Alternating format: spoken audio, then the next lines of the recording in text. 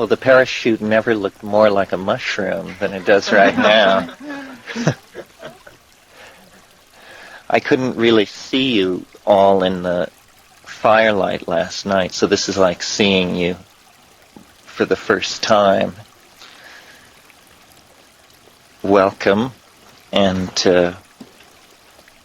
I hope you feel free to interrupt what's going on at any time and ask questions, or if something needs clarification, please don't hesitate. My hope for these kinds of retreats is that it will quickly become so interesting to everyone that the presentational form will transform itself into a dialogue among many people. It seems to me that's when it happens best. And I don't think people would be here if they didn't have strong opinions and ideas about probably everything which is said. So that's the way the group mind is generated, by everyone opening up and expressing how they relate to these things that we're going to discuss. I guess the place to start is sort of with looking at the notion that the dawning paradigm of postmodern consciousness seems to be the growing awareness that we don't know what is happening at all, that all of the models whose implications have been worked out over the past 500 years or so have come to a place where they are now recursive, and they no longer can be pushed forward as models of explanation. In other words, they are completed, and ontological analysis of how they work now shows us the limitations of their application to reality. They just simply cannot, there is not more blood to be squeezed from the stone of science. There may be further discoveries, but further growth and understanding along those lines now seems unlikely, what with complementarity principle, Bell's theorem, the primacy of language in the formation of ontology. All these things show the relative power of science to account for reality, where before it was assumed that science would ultimately give a good account of reality. So postmodern living is living in the light of the fact that that faith has dissolved away, and that we're now living in some kind of intellectual free space or fire-free zone where everything is up for grabs.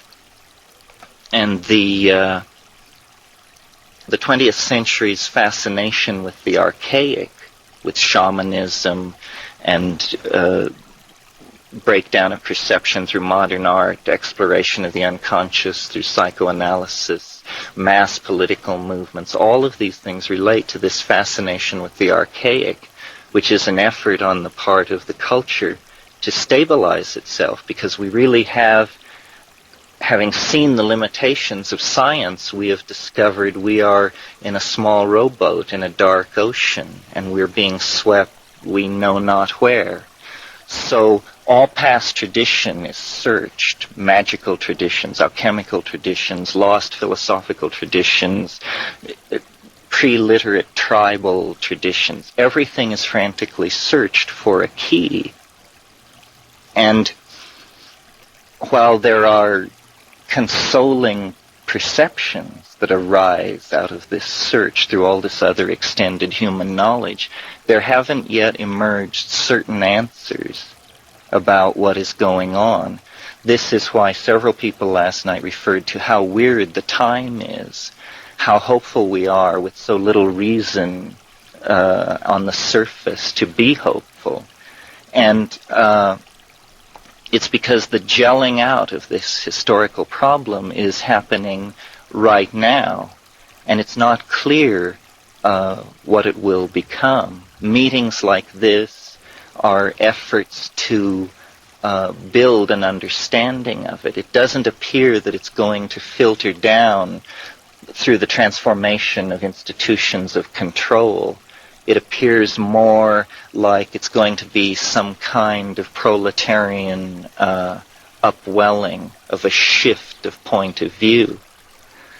Now, the shorthand way of saying what I just said is that we now know that we don't know anything.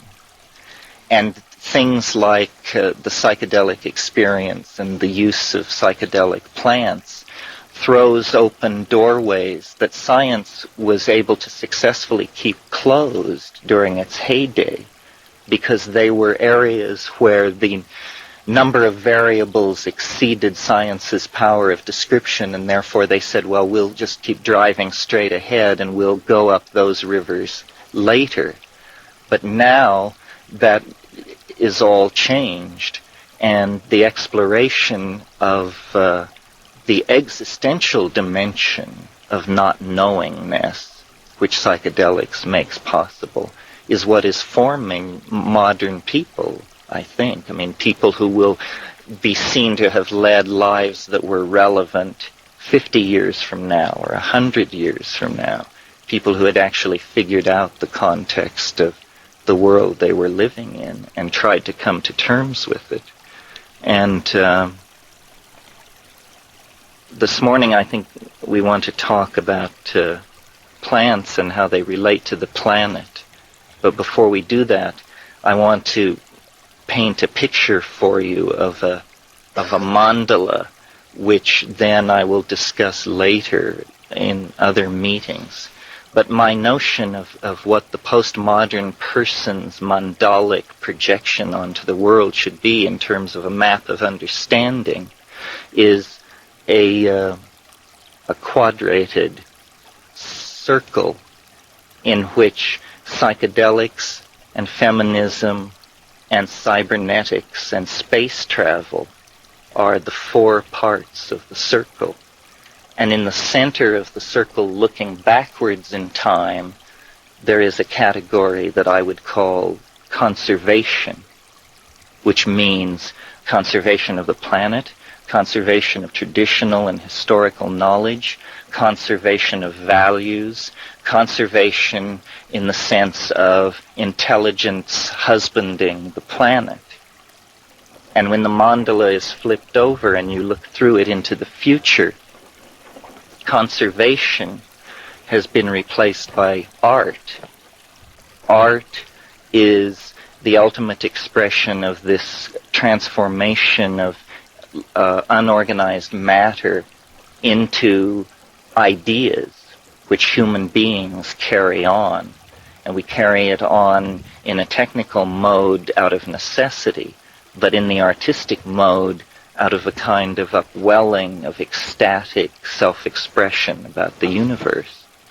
So conservation is the way we relate to the past, and human history is seen as an object of collective artifice making in the future, culminating in the notion of the flying saucer.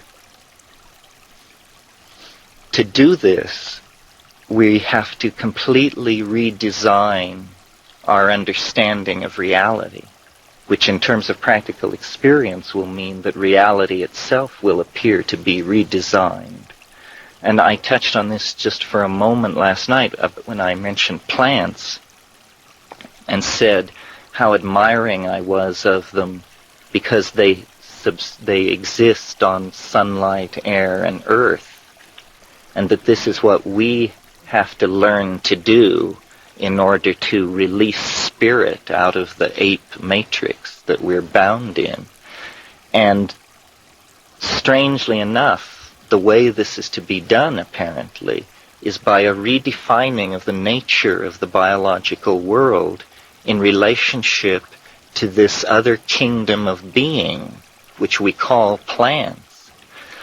Plants represent some kind of entire other dimension of existence, of which we view the topological manifestation of the form, but are completely occluded as to the network of energy and information that this represents. And like the zoological kingdom, which has thousands of forms of expression and progressively more complex forms which culminate in self-reflecting primates, the vegetable kingdom seems to have intelligent species and gradations of awareness in the world, so that we are opening a dialogue at the end of history with this other form in the biosphere, which we are just beginning to cognize as our own understanding about what the world is really about falls into focus. And certainly 100 years ago, no one would have thought that this was in the direct line of historical development of the high-tech civilizations, that they would have to explore the mind of the vegetable plant goddess, who was the only force contending with them for control of the planet. That's what it's come down to. So, with that kind of idea in mind, the notion of plant and planet, which is a phrase of Anthony Huxley's, which is wonderful. Kat, maybe you would want to talk about this. Is this a good... Yeah. I was thinking last night and this morning about plants particularly because of our talk that I anticipated. And back at the tent a little while ago, I had a gnawing feeling that I was ignoring the animals too much. And then I arrived here and they all began to gnaw on me. I just got about 14 ant bites just sitting here. Yeah. You see me scratching all over. So I feel grounded again.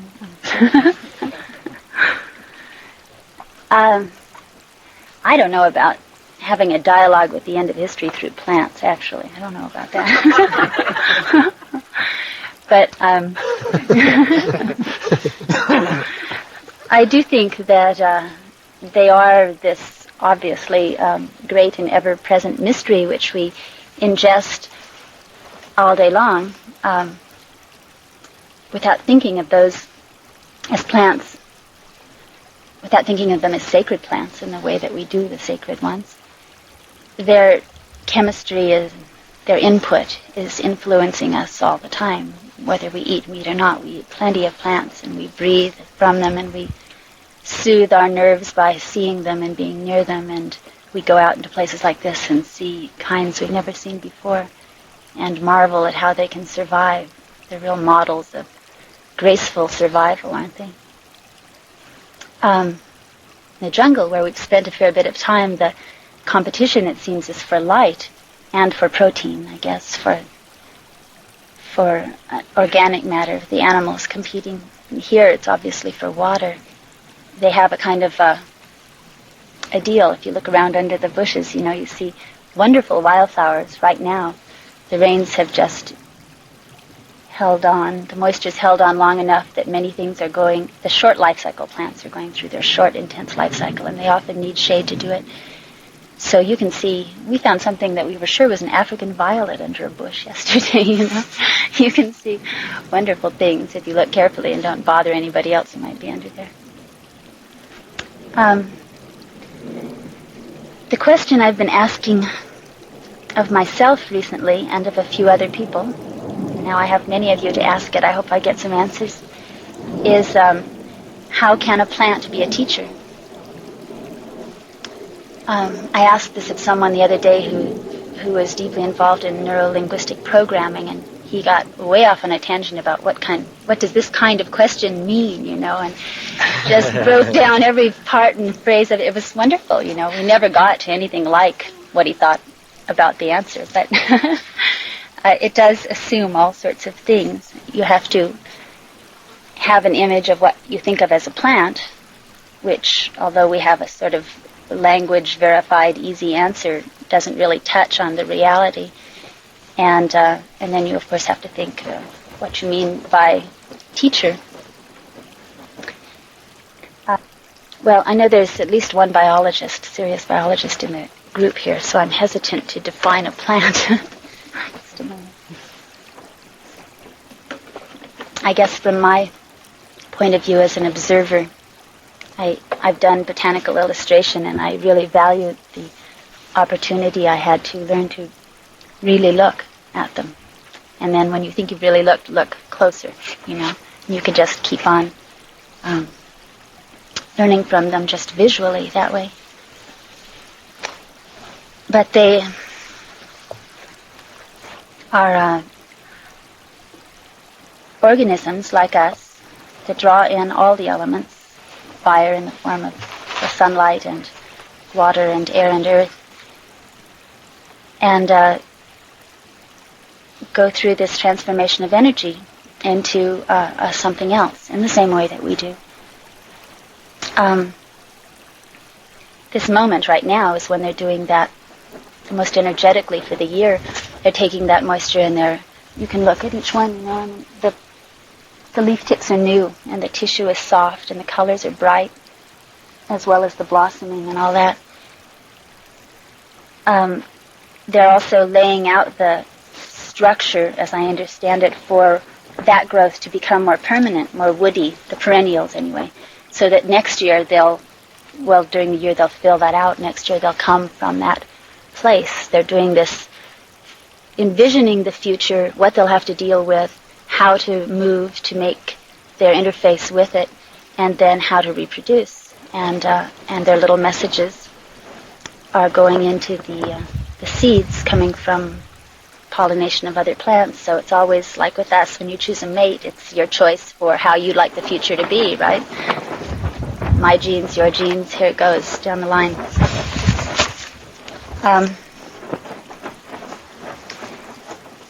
Really all I have about this is questions. I hope you don't mind if I just throw questions up, and then if anyone wants to say anything, please do, including you, you know. One thing I wonder is, we regard ourselves as such individuals. We don't think of ourselves as a species much. Terence talks about that a fair bit. But in our daily life, we really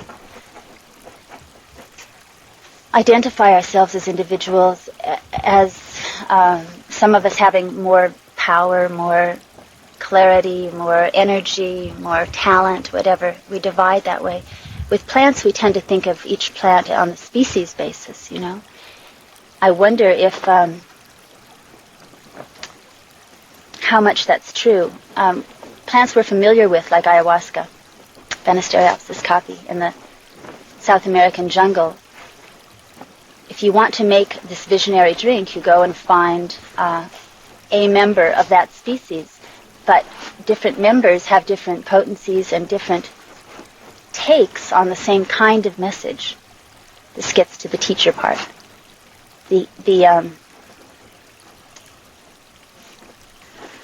A friend of ours, Eduardo Luna, interviewed a number of shamans in the jungle. They use this term, plant teacher, in Spanish, as we've come to use it too. And he asked them, do you think that all plants have a plant teacher in them? Or do you think that some do? And they were divided on this question. Some people think that only the sacred plants do, right? Other shamans said, no, all plants do, just some of the spirits. They call them the mothers, the mother of the plant, or the spirit, or the teacher. Some are stronger. So that implies that every time we eat any plant, we're taking in that teacher. They mix these plants with ayahuasca, which is already provides the vision. Then they take a new plant that they don't know so well, or that they want some particular aspect of, and they mix it in with that and take it and feel that they're irradiating what is that plant, what is the personality, whatever you want to call it, of that plant, and that they can take on the qualities of that plant. So I think the Indians in this area, as I understand, did that too with their plants. They wanted to take on the quality of the peyote is a good one, you know. I mean, it lasts a very long time in a very subtle way, doing who knows what all that time when it's not being eaten by something which is metabolizing the teacher in it. Is the teacher in it when it's just sitting there all that time? Is it experiencing the visions that come with that come into the animal organism that ingests it? I mean, I don't know. And I guess on the species and individual thing, I wonder, as an adjunct to that, when you grow your own plants, anyone who gardens, if you grow your own vegetables, how they taste different than vegetables that obviously at the store, they've probably not been grown with even the same kind of physical care, but certainly not the same kind of attention. It's the question for me, or what always astonishes me about it, is where does the information come from? I mean, the peyote plant or the ayahuasca vine or the mushroom growing there in the jungle or on the desert, how did it manage to tap in and become filled with a universe of alien platonic beauty?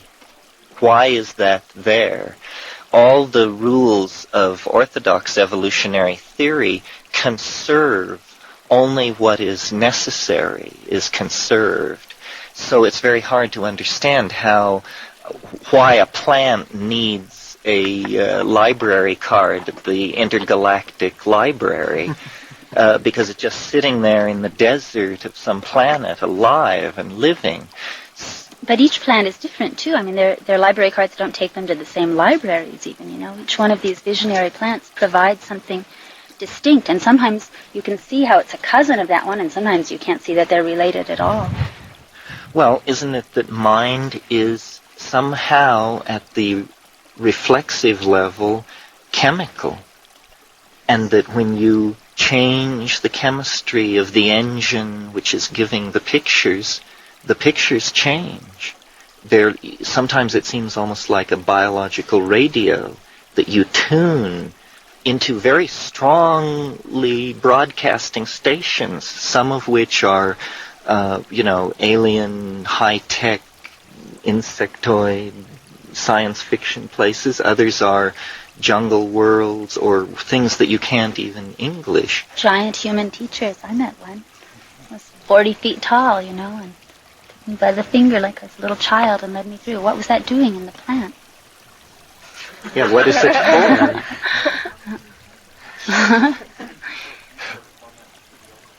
Sure. Yes.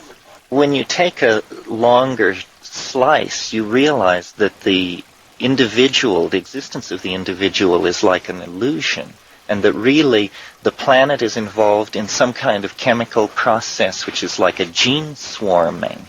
And it's been going on for 1 billion years with more and more, and animals and plants as species and as individuals are just aggregates of genes of varying degrees of permanence. The individual is a very impermanent aggregate of genes. The species has a slightly longer duration.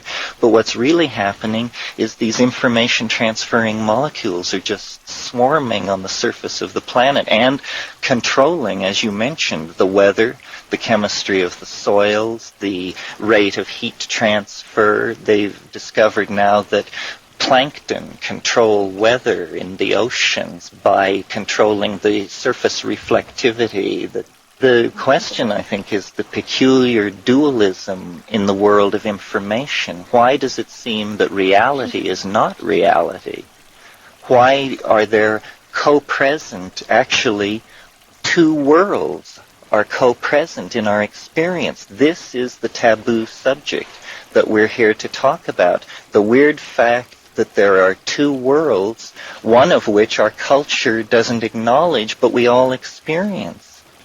That's a very schizophrenic situation to be in.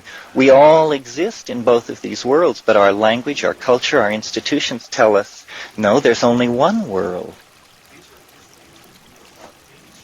We have gotten into this lethal cul-de-sac where, by not acknowledging the second world, we have veered off on a tangent which threatens our extinction now.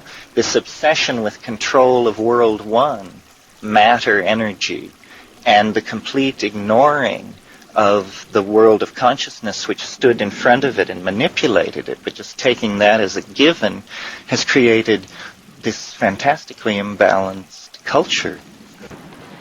I think that gets back to the plants as teachers, because since we do, as in your words, play with fire as human beings, perhaps the question you were asking as to the plants as being teachers, my feeling was at the time was they're in communication with us as we are in communication with them. We're all transparent beings. You're talking genes swarming on the planet.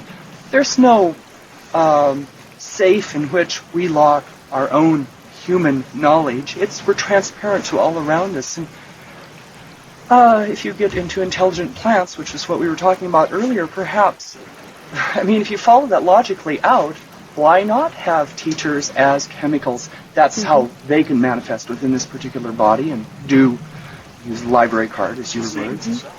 They realize that we're doers and shapers. Well, I think there's only one life on the planet, though, and to say that we're separate from the plants or from this or from the air is a fallacy. So that's a great image, the growing transparency. That's a good idea for what the end of history is. It's that everything becomes clearer and clearer and clearer, and as it becomes clearer, boundaries disintegrate, and everything is seen to be of the same stuff.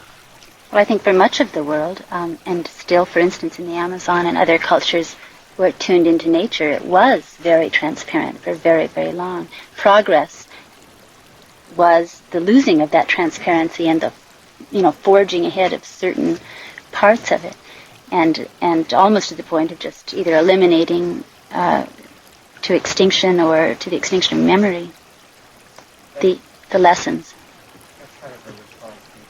One day I think I was doing bookkeeping or something very mundane, and the little voice that interrupts every once in a while said, a plant teacher is a teacher who has taken the form of a plant. And then that raised all these questions for me, because does that mean there are teachers floating around looking for places to land, right, and ways to interface with the other species? And I've always thought of rocks, big rocks, in many places in the world. You can sit on them and you can just hear them, and feel them. Really. I'm sure you know Rupert Sheldrake's theory. Well, it's basically the idea that things of like kind resonate together. And when I've thought about this problem before, about LSD and where does it fit into all of this, LSD is in the morning glories of central Mexico and the far Pacific. And I think that what makes a plant teacher complex is how many people it's taken. And that a plant that has been used 100,000 years is filled with all of the contents of the minds of the people who took it over that time. But I want to introduce the notion that life, the plants and the animals, are intrusions into three-dimensional space of some kind of topological manifold of a higher order. You see, the way in which a chair differs from a giraffe is that if you slice through the chair and then come back and examine it 12 hours later, it will be the same, but the giraffe will have changed radically. This is because by cutting into the giraffe, you have intruded into the temporal dimension of its existence. It is more like a musical note than an object. It must be born, grow, mature, and die. And that process, growth, maturity, and death, is how three-dimensional beings like ourselves describe the intrusion of these hyperdimensional vortices into our world. That's the mystery of life, cannot be encompassed in 3 dimensions. Life is a hyperdimensional object. All hyperdimensional objects are organisms, whether they be societies or animals. So the question of what is the plant, when you ask yourself, what am I? What you immediately concentrate on is what philosophers call your internal horizon of transcendence. You look into yourself to understand yourself. When we try to describe a plant, we inevitably give a topological mapping of it. how it appears to us, its uptake of minerals, its surface reflectivity, its weight. But the plant obviously experiences itself very differently. All life has an internal horizon of transcendence toward which it aims. It's Whitehead called it appetition. It's inclusion of sensory data out of which it maps being. But what the nature of this higher dimension is that these vortices are intruding into our dimension from is absolutely anybody's guess. I mean, you can call it a mathematical conundrum or a religious mystery, but it's what's making the world happen. It's how the mystery of our being will eventually be shed one more level of veil to let us understand it. You see, an organism is a chemical system which does not run down. The second law of thermodynamics says that the whole universe tends toward the dissipation of structure and the release of energy and heat, and then everything, all structure, all energy is dissipated. But the life has achieved the miracle of, by being an open system and taking material into it and extracting energy from it and getting rid of waste, life has been able to leave the main stream of thermodynamic degradation and establish itself at an equilibrium point off that graph and maintain itself there for, at least on this planet alone, 4 billion years. Now, the average life of a star in this galaxy is on the order of 2.5 billion years. Some last longer. But that means that biology is no epiphenomenon, no iridescence off the surface of matter, as the 19th century physicalists wanted to describe it. It means that life is indicative of a physics of higher dimensions which intrudes into this otherwise thermodynamically degrading system which we call the physical universe. And information, there seems to be an informational ghost of this universe, which is somehow co-present at all points within the matrix, perhaps a la Bell's theorem or something like that. And that's what the psychedelic experience shows you. It shows you a hologrammatic space of information, where by sitting still in your room and sending the mind, you can cross the universe in an instant, and return. And the question of, is this real, is in bad taste. It violates the two ontological categories, you see. I mean, it just isn't done. But you're right. But the plants seem to be the things which shake us out of these cultural conventions. We have this very bad habit of when we encounter a new experience, we describe it. And as we describe it, we erase its reality and replace it with a map. And forever after, when we encounter that input, we access the map and overlay it over the thing and say, I know what this is. And so by the time a child is 5 years old, they have completely entered into a symbolic construct which hides the real world from them. And fortunately, these plant teachers seem to have the unique ability of showing you the relativity of language, which for us is the relativity of being. And then you are freed because you have seen something incontrovertible. There's no going back then. That is the great first gateway on the path to realize the relativity of language and the malleability of the world.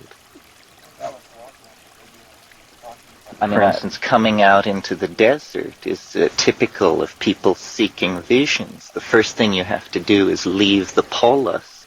Culture is this effort to hold back the mystery and replace it with a mythology, which is then in the control of those who recite that mythology, whether they be shamans or priests.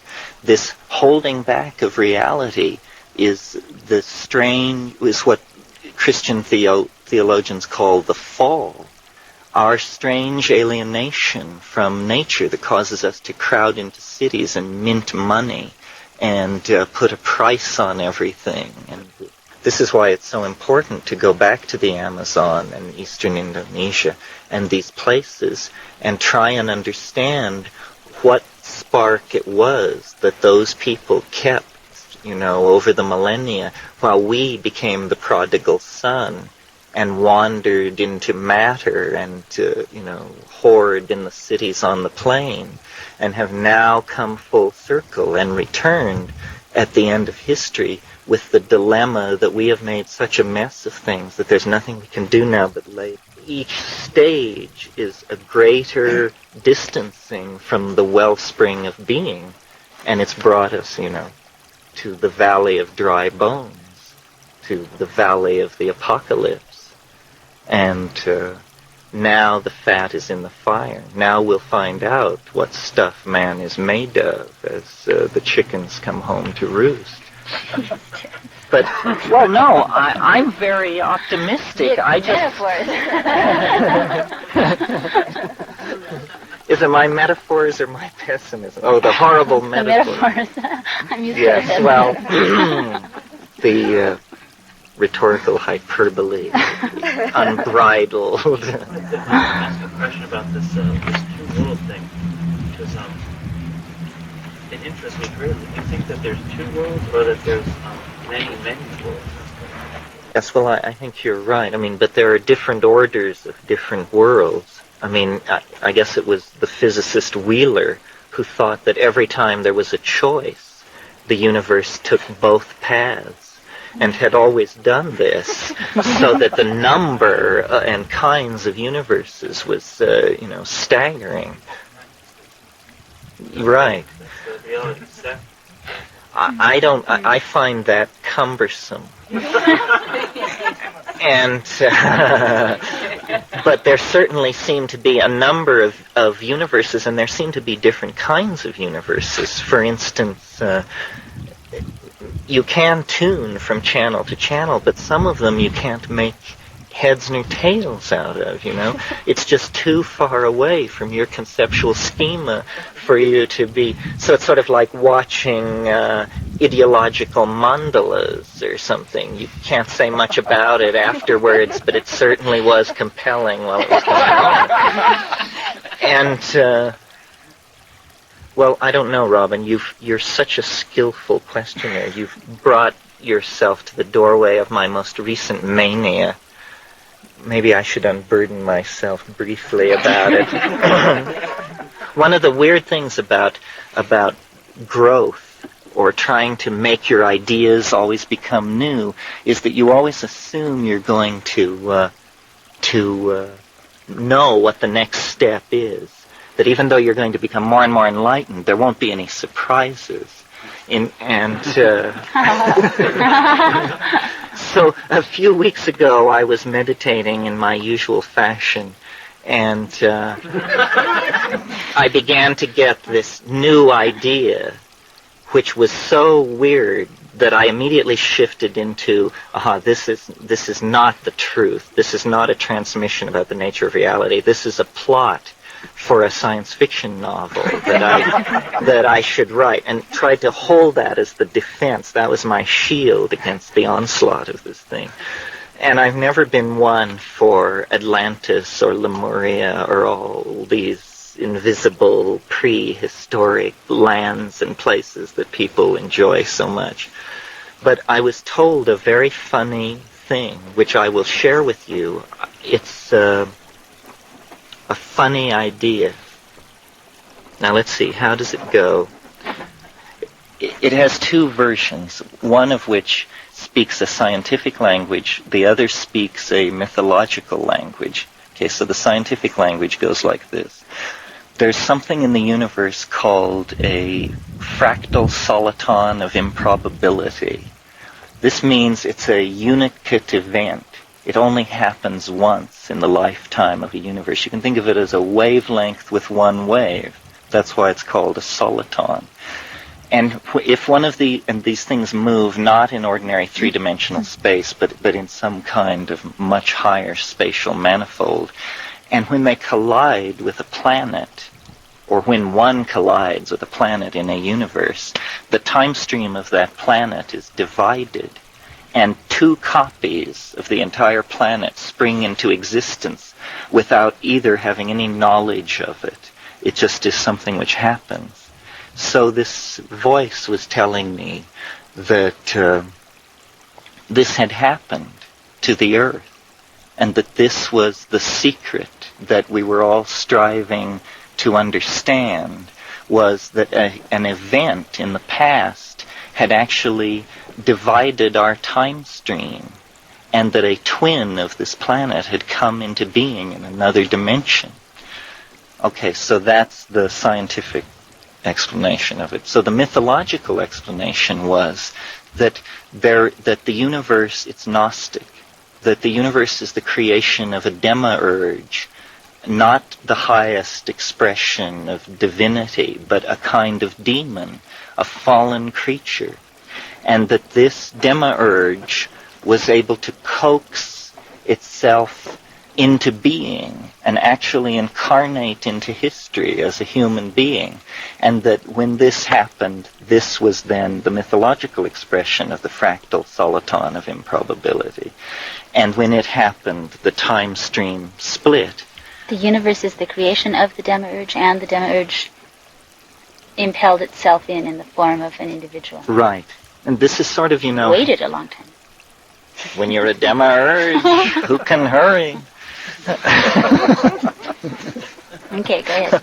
Okay, so the time-splitting event had to do with the career of Christ, who was an extraordinary manifestation of energy in the historical time stream, not to be confused with a Buddha or a Mohammed or a Zoroaster, who were great saints.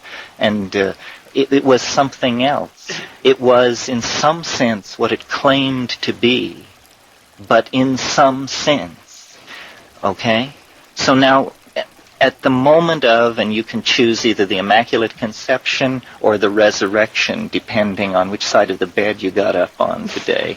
But at that moment, the time stream split, and this other place came into being without having any awareness that, and they were identical at that moment, these two worlds.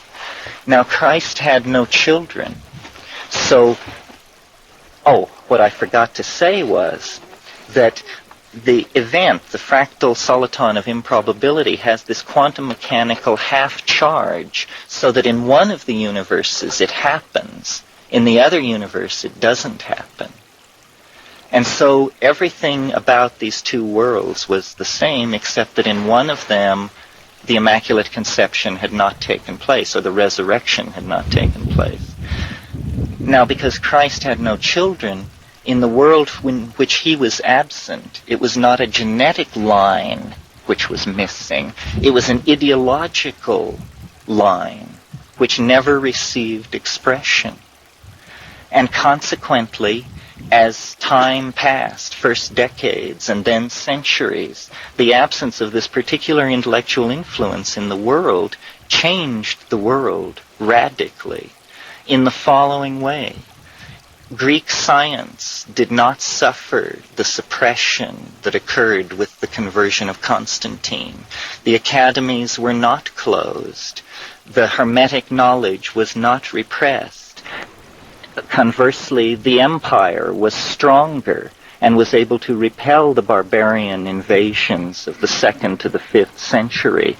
And mathematics, which had halted in our world at Diophantus, proceeded through his disciple Hypatia to develop a calculus by AD 370, so that the millennium of Christian stasis that occurred in our world did not occur in that world.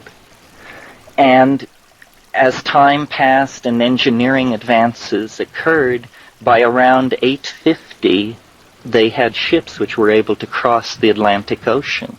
And they encountered the Mayan civilization reaching its fullest flower in Guatemala and on the Yucatan Peninsula.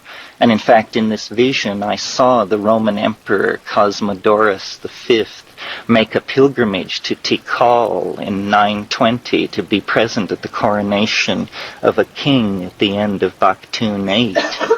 Anyway, this Greco-Roman imperial culture immediately recognized the genius of the Mayans in mathematics and astronomy, and Europe was transformed into an amalgamation, a Greco-Mayan civilization with the...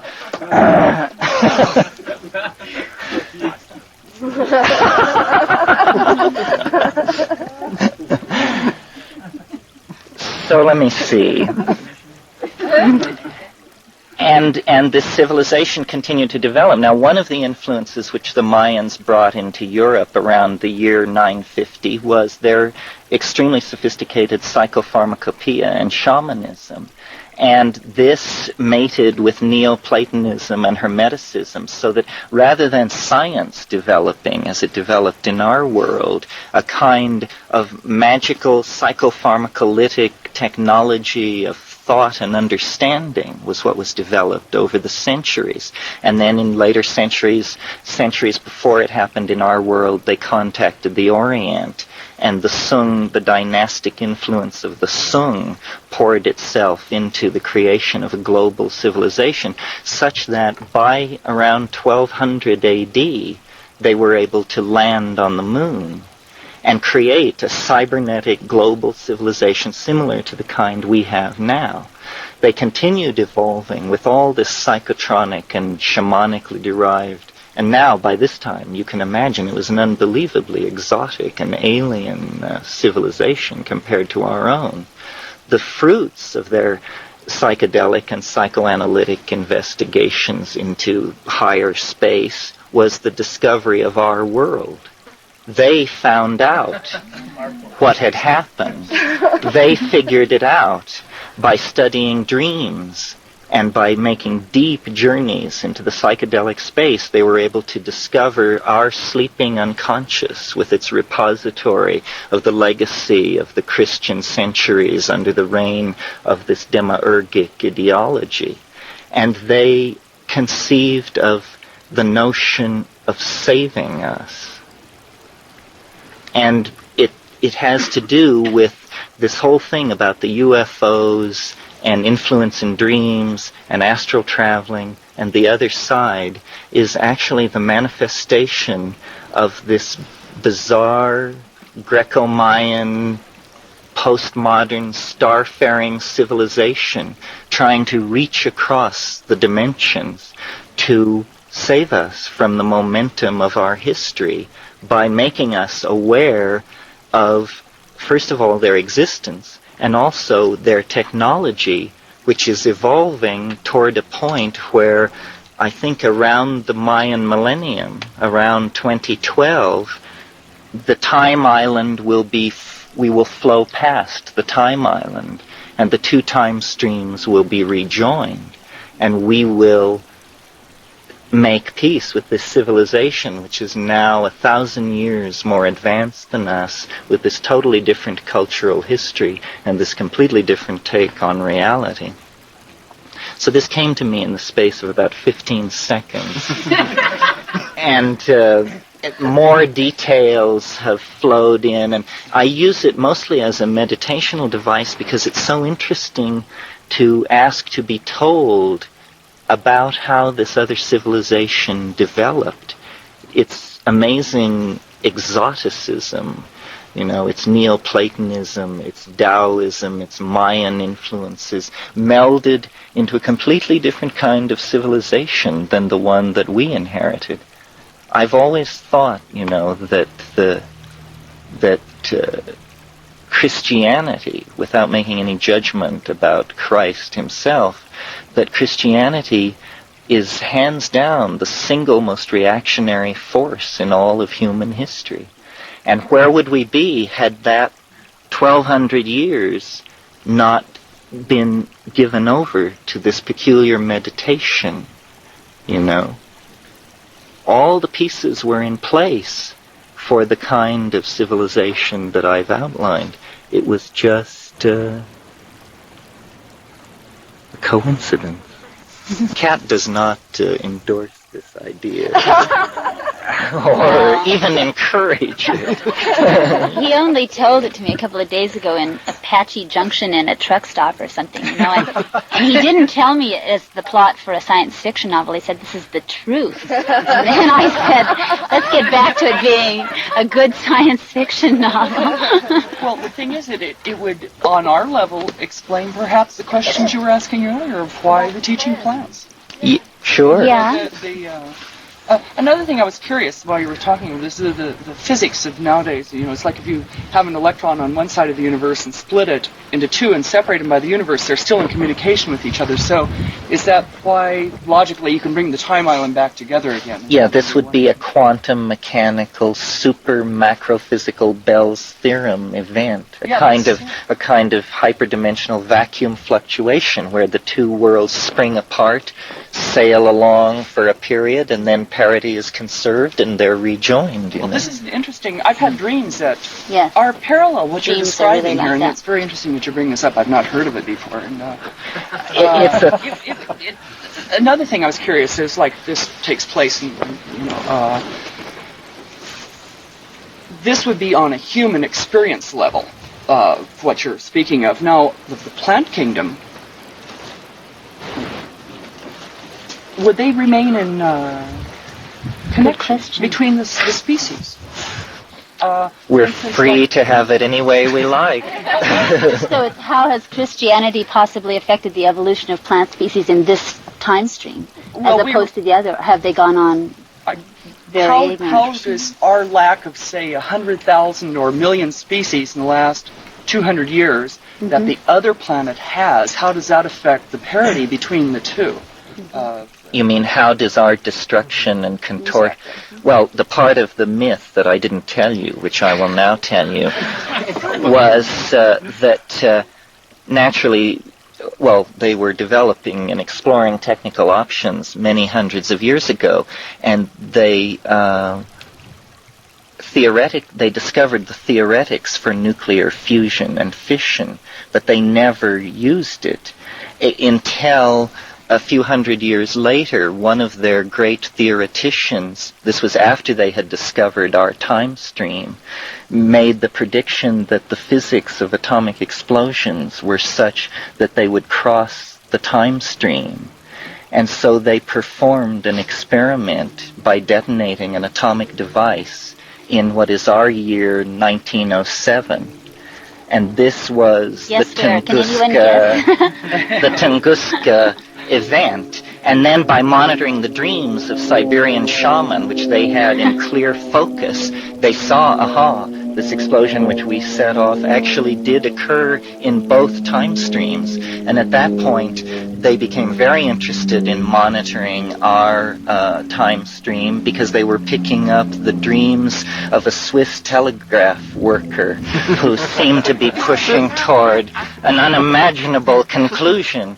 So now there is a certain amount of urgency, because if we explode our atomic stockpiles, it will wreck the place that they call homeworld. Yes. Not self-preservation, because they now have starflight and encompass many systems, but preservation of homeworld, which on the other side is a vast botanical and ecological preserve from pole to pole. I mean, it's a sacred site of pilgrimage. It's the home of the species. It's the earth. And the notion that suddenly great parts of it will be blown apart by leakage from hyperspace of one of our atomic wars is impelling them now to attempt to open the doorway and rejoin the time streams, and we'll be allowed a few years inside the botanical park to acclimate, and then most people will ship off for the stars, I imagine. The British science fiction writer Ian Watson has a wonderful book called Chekhov's Journey, in which he talks about the Tunguska event, and his theory is that it was a catastrophic failure of a Soviet time travel experiment conducted shortly after the turn of the next century. Tough one to prove, right? Obviously. Why didn't we think of that? Well, I mean, I'm not sure. I've thought of that before. You know, it's the claim of Christian theologians that Christ comes in the center of history. They speak this same language. Before Christ, no souls were entering heaven. He freed the valve, and now it's possible to enter into heaven. Before his intercession, that was impossible. You're right, but that's where I left them, was pre-Vatican II. Before I had this idea, I had another idea, which I'll tell you, which is a completely different kind of idea. And it's the idea that there is an overmind. This doesn't involve other dimensions. There is an overmind co-present on this planet. And when the development of technology exceeds the development of ethics, then this overmind can work miracles. And because the overmind is plugged into each of the individual minds that compose it, this miracle always has this unbelievably creepy quality of being exactly the thing which would convince you to change your mind. I mean, in other words, it's like it reads you so perfectly that it's able to present the one situation which you cannot refuse. So in the case of Rome, it was that, Rome was a pigsty. Pasternak called it a bargain basement on 2 floors. It ran on slavery, and it ran on brutality and captive populations and an outrageous garrisoning of military power in foreign lands.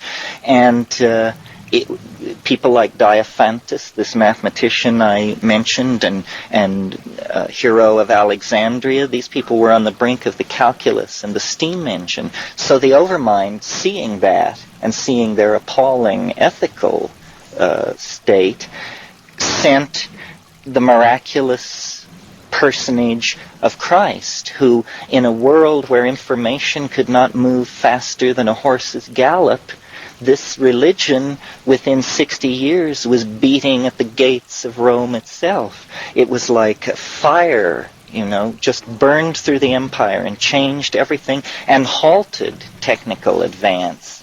And everything stopped. Now, I created this idea in an effort to explain the UFOs, because, the new theory of UFOs, or the new school of UFOs, says we've been wrong to ask what are they. That has not been fruitful. What we should be doing is asking what are they doing. And we can analyze what they're doing in the same way that we can analyze what anybody is doing through sociological polling of human populations. We can find out what the flying saucers are doing. So they polled human populations, and what they discovered is that what the flying saucers are doing is they are sowing disbelief in science. They cause people to not believe in scientists, because scientists come up so lame when asked to explain flying saucers. It's like the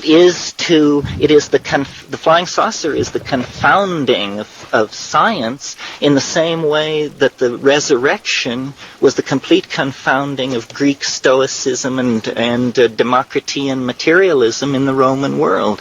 And it's conceivable, that the flying saucer, the statistics are now something like 11% of the American population have seen a flying saucer. 52% believe flying saucers are real, whatever that may mean, and so forth. So it is a faith which is percolating up from the lower levels. It's people who live in trailer courts and read Fate magazine who are the staunchest believers in this thing. But what it may be is an intercession on the part of the overmind, which it can do anything. It can do anything from our point of view. And in the most extreme version of this idea, I said, what if enormous spacecraft were to fall into orbit around this planet? And what if television images of this craft were to be beamed into every home on the planet? And then a teaching revealed some completely mind-boggling thing which you could have thought of it yourself, but you never did, which is always how these things are. And then after 30 days of melting the nuclear arsenals and causing all cancer to appear and curing all infectious diseases and delivering this message, the enormous spacecraft disappeared. 30 days. So then everybody says, my God, we have been abandoned. We have been abandoned again into time. And, history would halt. Everybody would do nothing but study the teachings of the saucer and try and figure out how we could get right with them to get them to come back.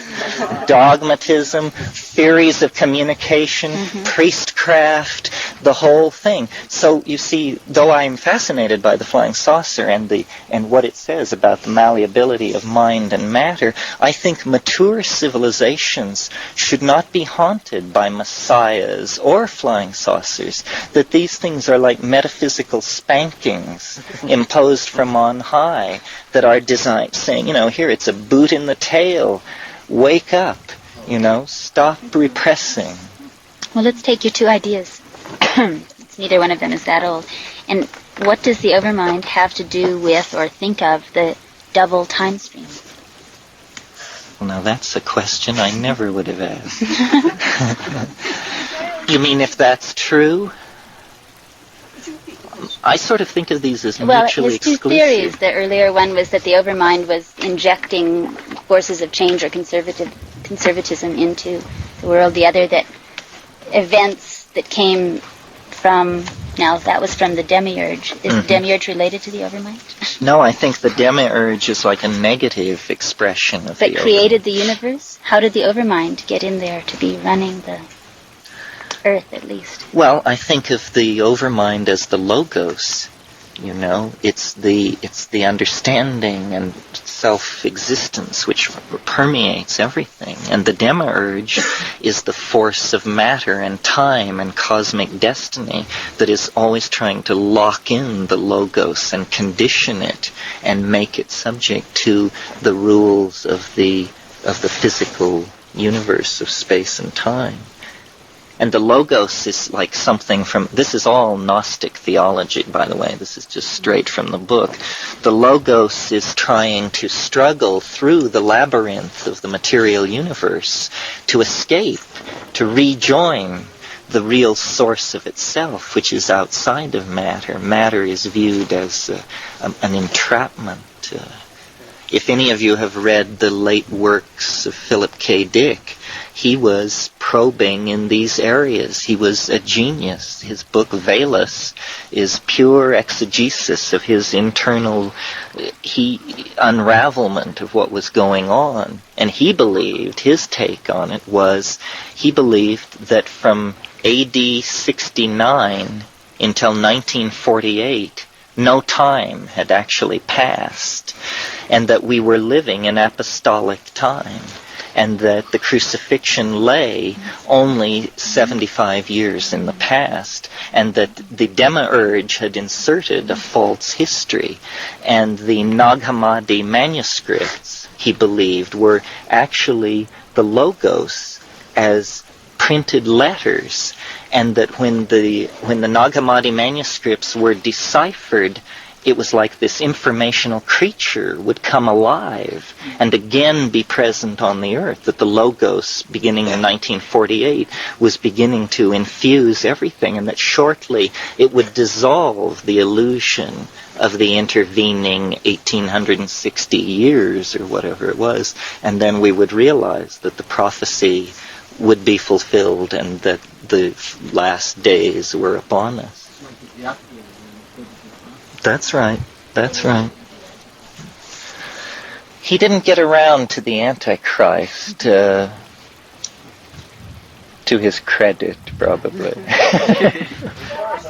Have to distinguish between Christ, the person, the teacher, and this thing called the Christos, which is this archetype of such power and force that immediately people of ill intent could get lined up behind it and impose their will. Yeah, sell love and sell forgiveness, and what a scam. And the Christos is the thing. History is ruled by the archetypes which people can generate. I mean, most people are very ordinary. I mean, your Mick Jaggers and your Henry Kissingers, they're very ordinary people, but they are able to project an archetype, and that is the thing which sets them apart. And when that reaches the kind of super intense focus that you get in a Mohammed or a Christ, well then, history is just putty in the hands of the force, not the person. The person is usually martyred in some horrible way, but the archetype draws energy to itself, and we don't understand how this process works. If there ever is developed by benevolent or malevolent forces a science of social control, it will be a science of knowing how to project archetypes, and different archetypes apparently are suitable to different times. I mean, you could almost posit an astrological theory of archetypes, but it's something about how, what's appropriate for the 1st century AD is not appropriate for the 15th. But when the archetype is appropriate, nothing can stop it. What the modern term for archetypes is paradigm, and we expect it not to be a person, not a messiah, but an idea which will save us all, and which then gives us certain affinities with mystical Judaism, where the messiah was expected in the form of an idea. And this is sort of our faith. We're messianic ideologues or something like that. Oh, I agree with you. I think ultimately all dualisms have to be dissolved in the notion that, there is one thing. I mean, that's the Platonic faith. The problem is all these secondary and tertiary operational levels where, we're trying to actually operate in a universe of scarcity, in a body which requires energy and all these things.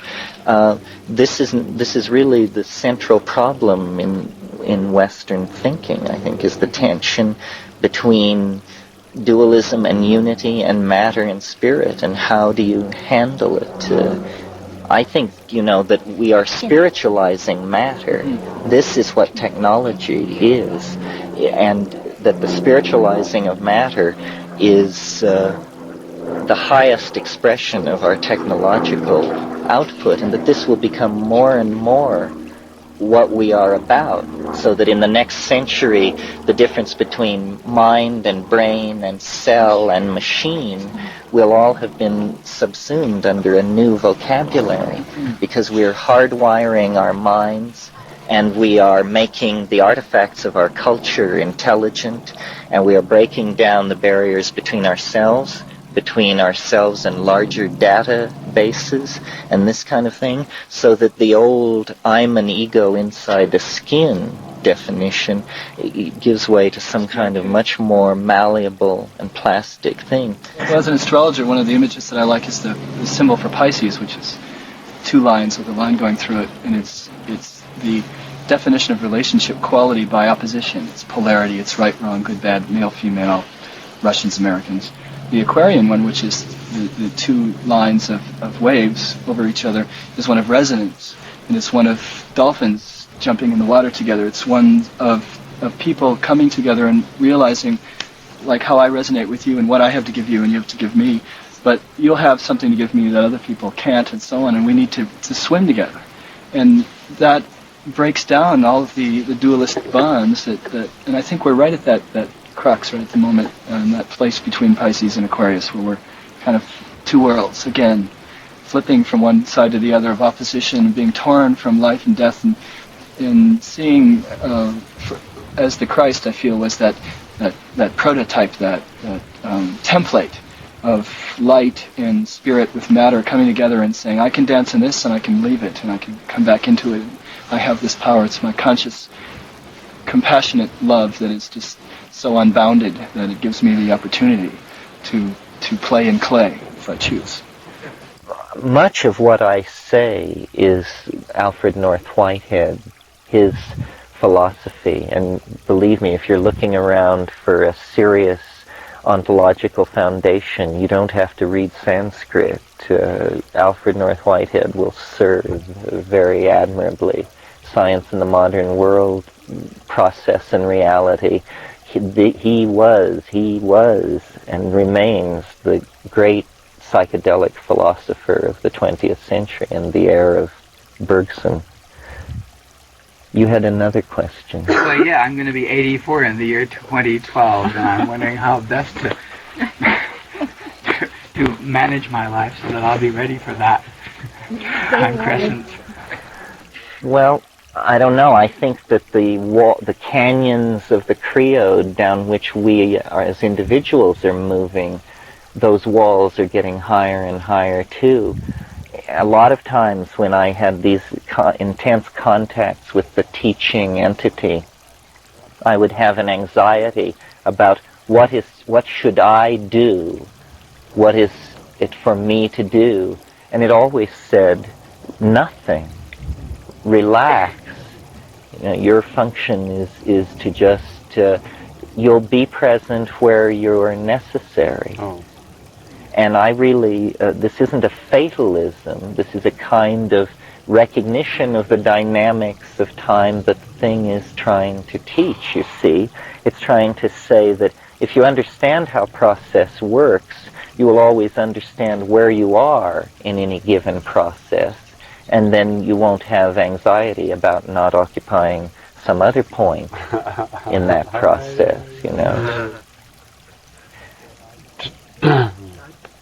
But when I began having these ideas, the only way I could previously relate to the notion of the end of the world was that I had a head full of cartoons of bearded men in sandals carrying signs on street corners saying, repent, repent.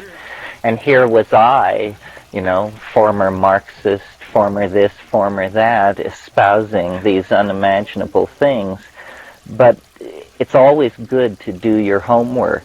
And I discovered there's a wonderful book called The Pursuit of the Millennium by Norman Cohn, in which he details the history of millenarianism. That's what this phenomenon is.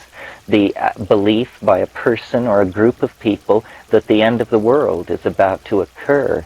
And it existed among the Jews of the post-exilic period.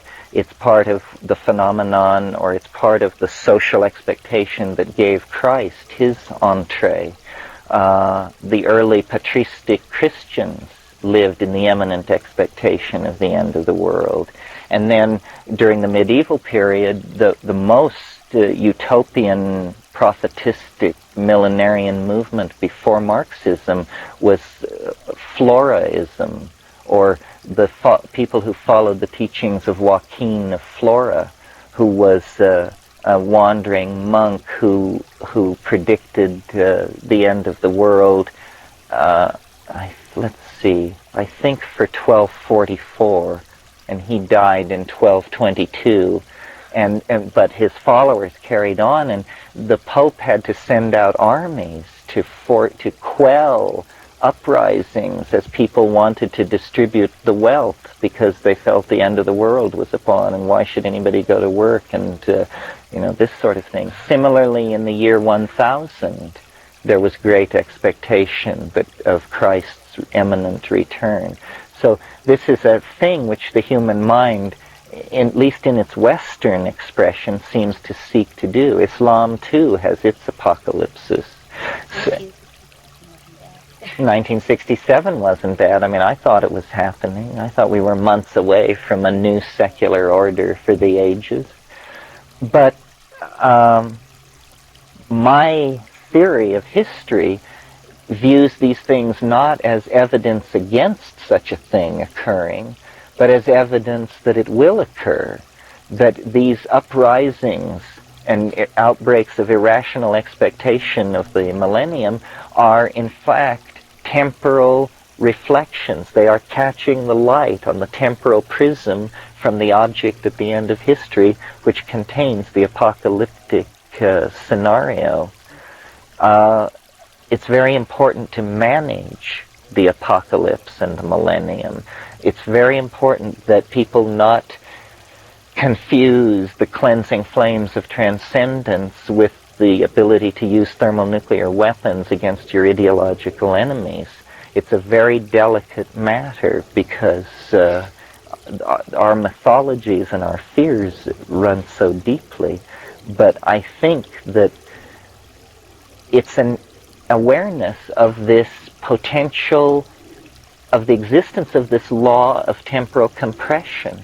And of course, institutions don't promote millenarianism because institutions want people to invest their money at low interest and long term, and and have the expectation that everything will carry on pretty much as it has.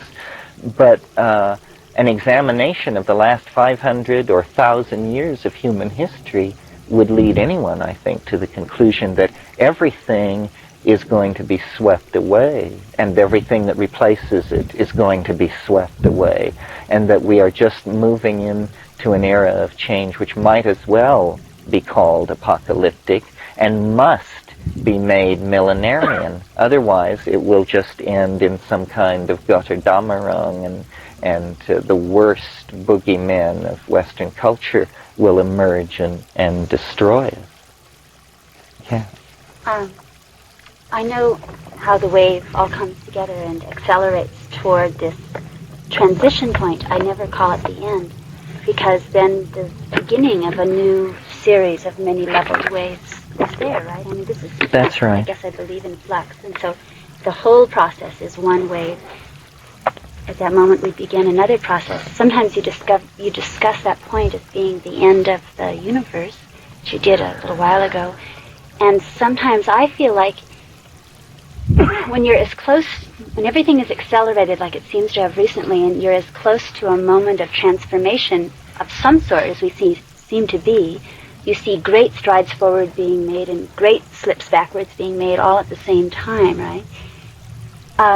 It seems possible that the transformation will be not so fantastically physical as the end of the universe, or turning inside out of the whatever this is, but actually just a sweep through, worldwide peace of mind. What if that occurred, And that's large enough to qualify, it seems to me, for the changeover in the wave. Yeah, I think it's the hardest thing to know is the nature of what this ultimate compression is. The scale. What it means. I mean, like one way I imagine it, and that's why I love to quote Joyce about man becomes dirigible. I imagine it as the day when your mind becomes your home. And all over the world people just realize that now their mind is their home. But this, you feel free to describe that as the end of history or the end of the universe? Not the end of the universe, the end of history, because I think history is some kind of involvement with matter. It's a wrestling with the angel of matter, and the end of history is when you pin the angel of matter to the mat. And then you stand up and you say, I am the Adamic human being made of light. And you leave the realm of matter and return to some previously hidden dimension. Whitehead called these things epochs, these long periods of time, and he called transitions from one to the other a shift of epochs. Well, we've only been doing things like measuring the speed of light since 1910 or something like that. All the so-called constants of our physics are based on minuscule periods of actually monitoring these things to see if they are constants. And so I can imagine it as a shift in the laws of the universe that somehow cause consciousness to perceive itself more as it must truly be. And I'm always trying to find physical models for these transcendental hallucinations. And the one which fits this is a few years ago, this Scandinavian astronomer Hans Alfvén wrote a book called Worlds and Anti-Worlds. And in it he talked about what's called a vacuum fluctuation. A vacuum fluctuation is where suddenly, out of nothingness, there emerge a stream of particles, and they are equally particles and antiparticles, and they sail along for a period of time, and then they collide again, and each particle is destroyed by its antiparticle, and so what is called parity is conserved, meaning that when you add up all the charges, positive and negative, you get zero. So it's okay that this matter came from nothing and returned to nothing. This violates no laws as long as parity is conserved. But the interesting thing about this phenomenon, which is called a vacuum fluctuation, is that there seems in quantum mechanics no rule which would limit the size of such a phenomenon as this. So it's conceivable that our entire universe is an enormous vacuum fluctuation, and it's just, 10 high 72 particles have emerged from nothingness and are hurtling through space, and in another dimension, a parallel dimension, the anti-universe, which is the twin of this universe, is also hurtling through space, and at some point in future time, completely unpredictable from the state given within each universe, the two will collide, and and parity will be conserved, and all particles and antiparticles will disappear. However, the interesting thing is that photons, which is what light is composed of, do not have antiparticles. They're this one weird exception. So that when the universe collided with its antimatter twin, what would be left would be a universe made only of photons. And those photons would be in the configuration they were in the moment when the cosmic collapse of the state vector occurred. Well, we have no idea what the physics of a photonic universe would be about. A limiting case, or a good first try, would be that it would just be nothing and no life and no self-reflection and no more. But why posit that? There's such a persistence in the perennial philosophy of the notion that spiritual development is somehow related to light, and to the cultivation of inner light, and to the creation of light bodies, and the stabilizing of light. So, it's possible to suggest that the world of the imagination is simply the world of internal light, that it's a world where light is manipulated by thought in the way that in this world physical organism manipulates matter. And so that, you live in the radiant castles of the imagination after a shift of epochs in which the photonic mode predominated. That's just one way of imagining it. It's one of the richest meditations there is, to try to imagine the millennium. Again, it's this thing, what would you have if you could have anything? I mean, sometimes I imagine it, Hieronymus Bosch's great triptych, The Garden of Earthly Delights, where men and women of all races mingle among giant wrens and strawberries and feed each other pomegranates under an autumnal sun in an endless rolling park-like world of exotic vegetables and sexual excess and hard stuff to beat. And, That's better than the end of the universe. you can really take a readout on yourself by by seeing how would you like things to be. I mean, sometimes my fantasy is I would like to be alone on a starship 10,000 light years from home with all the books in the universe, and I would dress like Captain Ahab, and I would stride around the catwalks inside this echoing starship, and faithful robot slaves would bring me crumbling volumes of ancient lore, which I would say, no, this is a little too Vincent Price. How about... I love, if any of you are into science fiction, the science fiction of Cordwainer Smith is really wonderful. And one of his stories, The Starship, is George Washington's estate, Mount Vernon, in New York. And it's all exactly like Mount Vernon in Washington's time, except in the library of the big plantation house, there's one room from which the thing is controlled, and it's actually a starship in mid-flight. More questions about this time theory? Or... Yes, I have a question. Yes.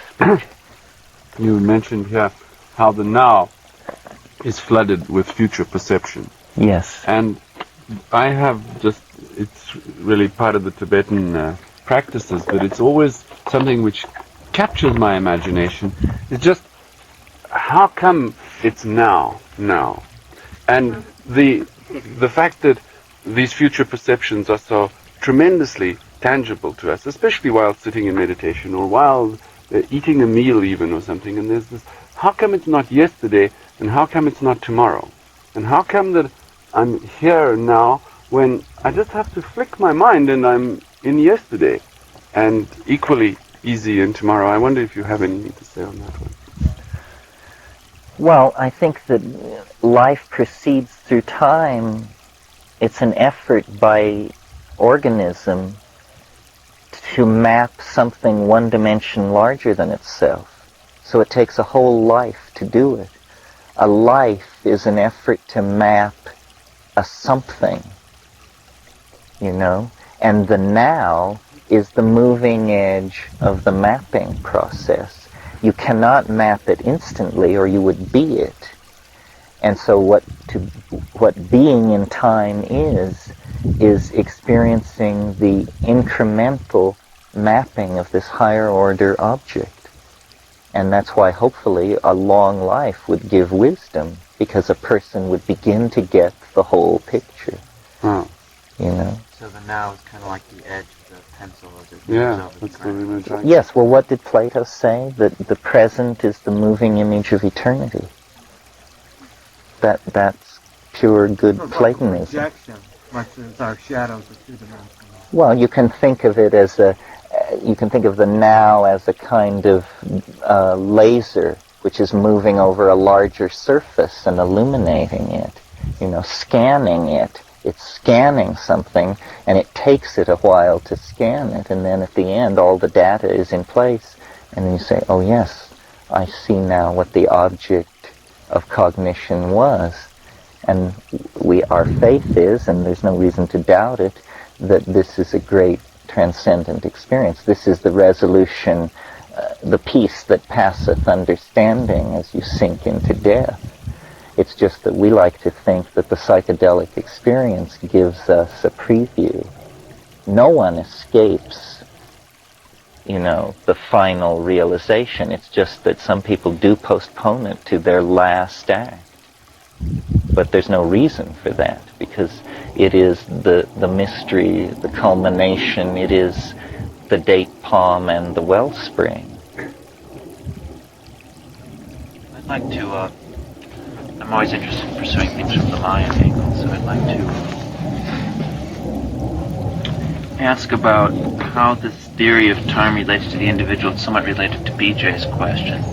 There's some sense I have that in their techniques, and certainly you've experienced and other people have experienced this with the mushroom at high doses, of traveling through time and actually seeing the future or seeing the past.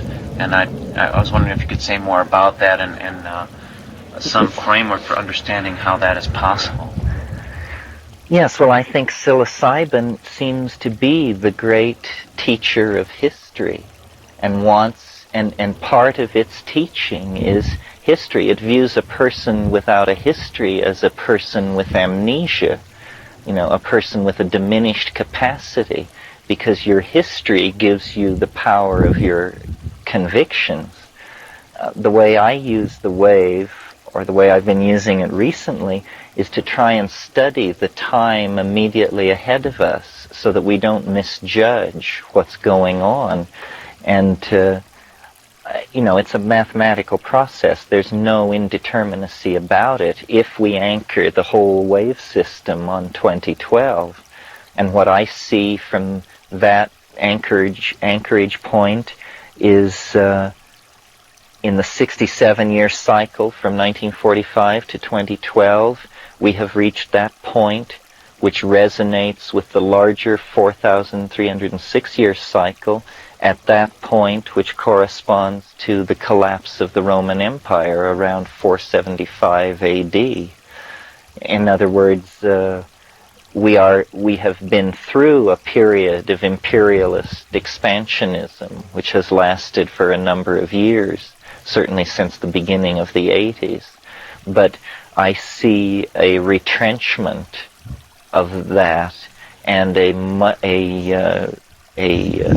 recidivist tendency, a tendency toward religious fundamentalism, rigid social structures, and in short, the sorts of things which could be seen as valid resonance patterns to the early medieval phase of European civilization.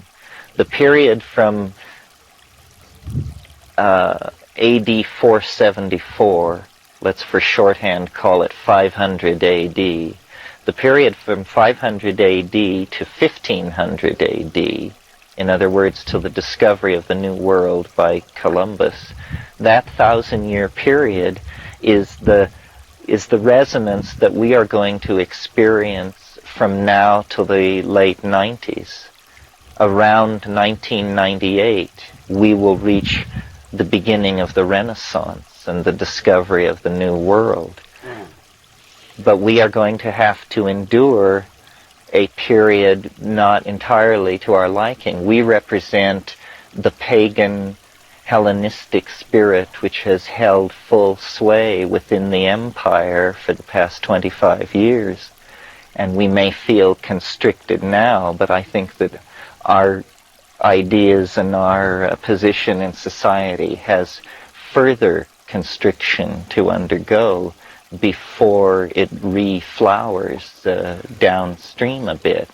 So when I first realized that, I felt very pessimistic. But then I asked myself, well, what aspects of medieval life could I groove? What aspects of that medieval eschatology were salutary to my needs and wishes? And I discovered that, it was an age of great mystical faith and illumination. It was an age of communities of like-minded people seeking transformation far from the turbulence of the collapse of the empire. So I am not of that. My theory leads me away from those people in the New Age who think we're about to be catapulted into the corridors of power. I think that's preposterous, and the evidence for it, zero. And I think better we should tend our gardens and form brotherhoods and sisterhoods of affinity and realize that the task of transformation is one of a lifetime. Our lifetimes, and every time someone like Dick Price or Tony Lilly moves from the wheel, I always wonder, how did it feel to know it wasn't finished, to go with it undone. And oh yes, I have no doubt that when the saucer comes, that Tony or Dick will be in control. One of them. What is it Bob Dylan says in his song, Ezra Pound and T.S. Eliot fighting in the captain's tower?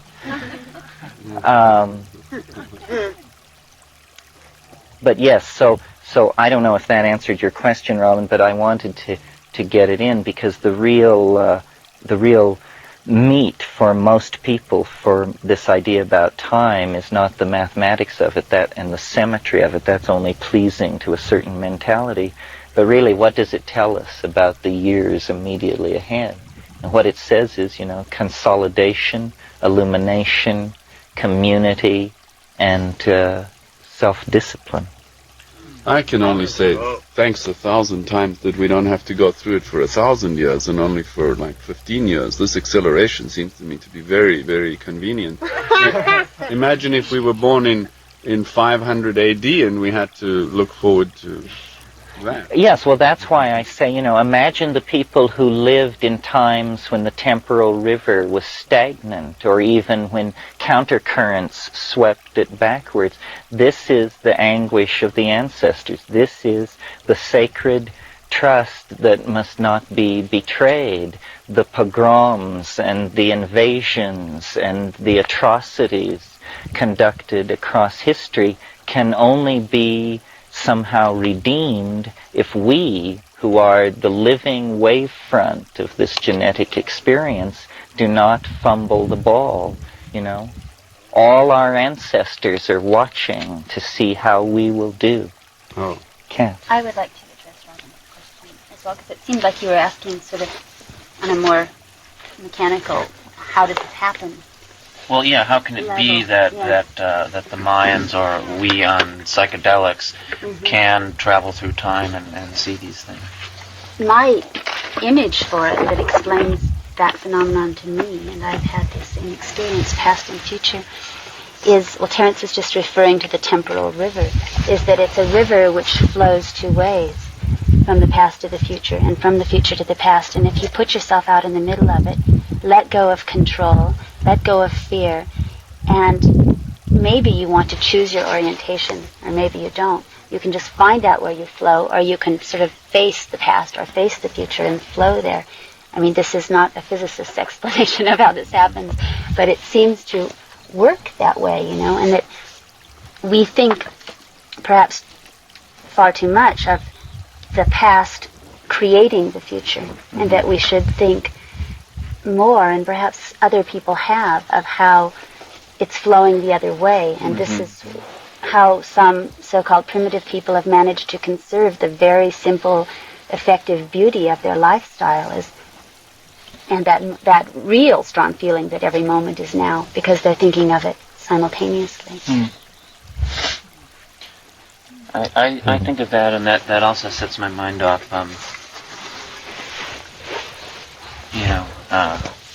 that's kind of like the river's flowing both ways, and if you kind of take a step to the side somehow, that you'll catch the current from the future. That's appealing, but also, I always play with these metaphors, and maybe I'm literalizing them too much. Is it possible to step out of that stream in some way, and then looking above and sort of choose where you're going to descend into it? Or another image that came to mind is, are there somehow holes in the fabric of time that you can shoot through, sort of like in 2001, the Stargate opening up, and there's this hole in between, and where you emerge is not the other side of it, but someplace completely different.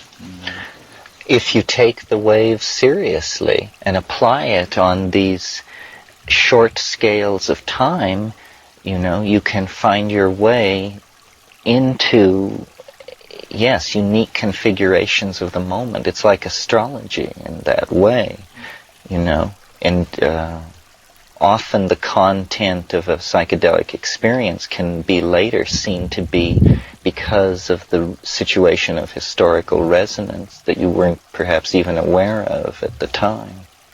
Or if there are parallel worlds, one or many, which ones happen to be adjacent at that moment in the cosmic weather, kind of, It's sort of sometimes I've taken the mushroom just to say, like a weather person, to say, okay, I just want to see what's happening out there right now, not with a will in it, And then, you can find that it's about knitting in your rocking chair, or you can find that you're just on some landscape that you couldn't have conceived of before. The essence of Tao is the correct apperception of process. That's what Taoism is to understand process, is to be a Taoist.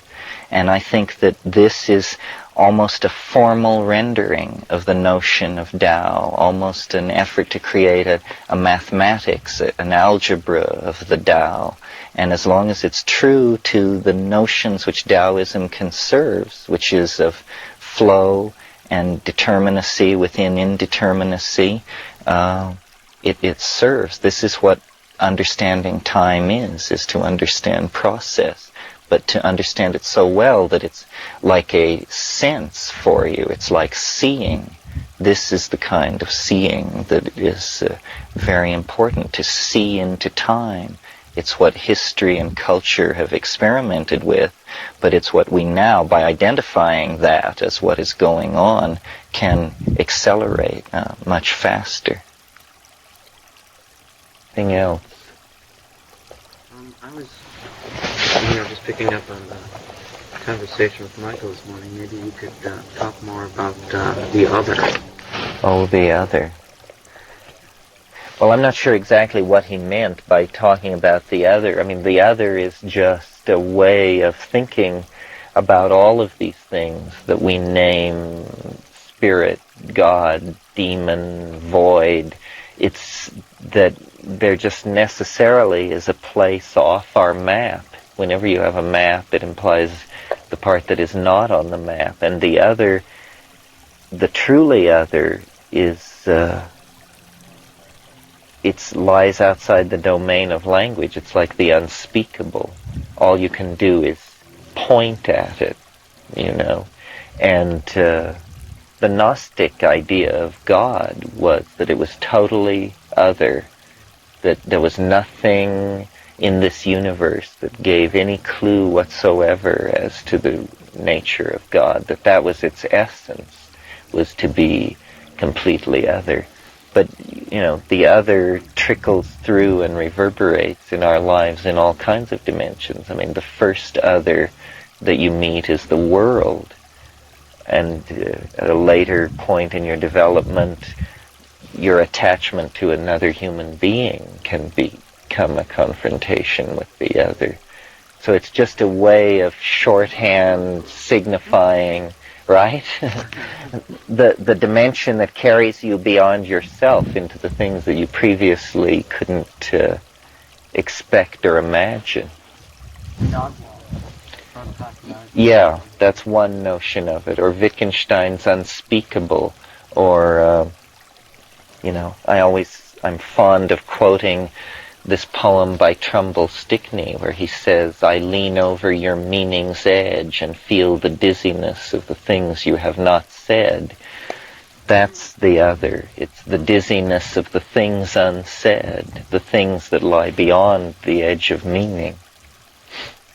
Part of the question has to do with, specifically in the mushroom experience at high doses, this sense of alien intelligence or other. Because I think it's like you said, in some of our systems of conceptions of God, many psychedelic experiences, at least with LSD and other, or light dosages, is that I am connected to that, or I'm part of that thing. And but somehow on the tryptamines that it's this alien intelligence. I mean, what do you make of that? Do you feel that? Well, I don't know quite what to make of that. LSD is self-reflective and integrative, I think. These tryptamines seem to be informational and largely unconcerned with the impact that the information they carry has on the perceiver. I don't know. I think it just must have to do with the fact that the universe is not all smoothed out and filled in, and that this is really an area of personal exploration where you can penetrate into an area, a terra incognito, a place where nobody knows exactly what is going on. We're not used to that experience. We expect to have maps of everything we look at and everywhere we go. But in this, and it is strange that in this one area we don't, that apparently our taboo against looking at the unconscious or delving into the mind has made us content to just fence off this area. Well, then if you climb over the fence and start wandering around out there, you don't know what you're going to find, because the culture has carefully engineered itself to go around all of this stuff.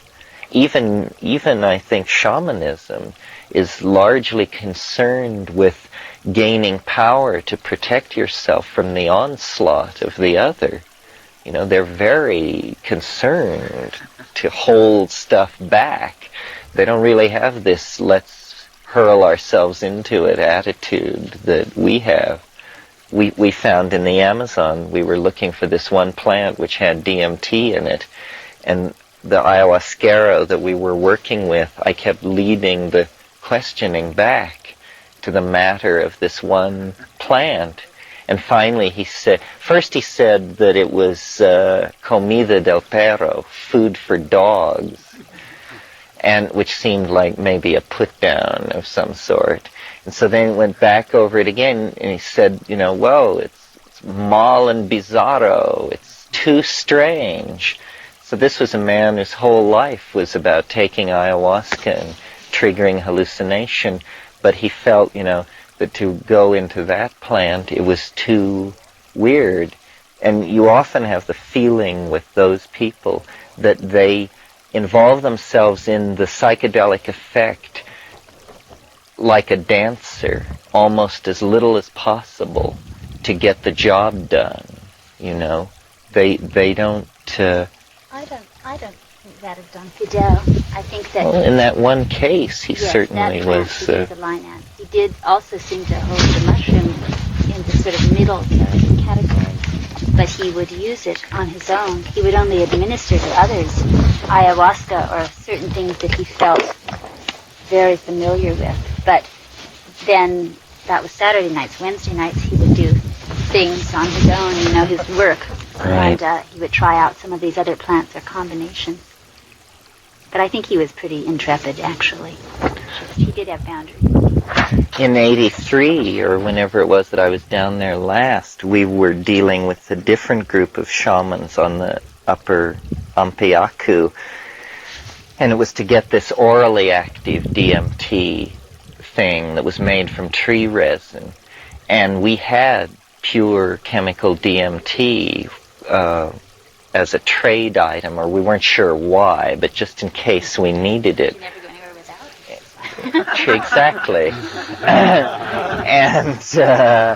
And so talking to the shaman who could make the Varrola paste stuff, we said this, and he said, oh, you have the essentia, you have the essence. He said, yes. And he said, so what is that like? I say, well, you don't take it orally, you don't take it by mouth, you smoke it. He said, oh, and what happens?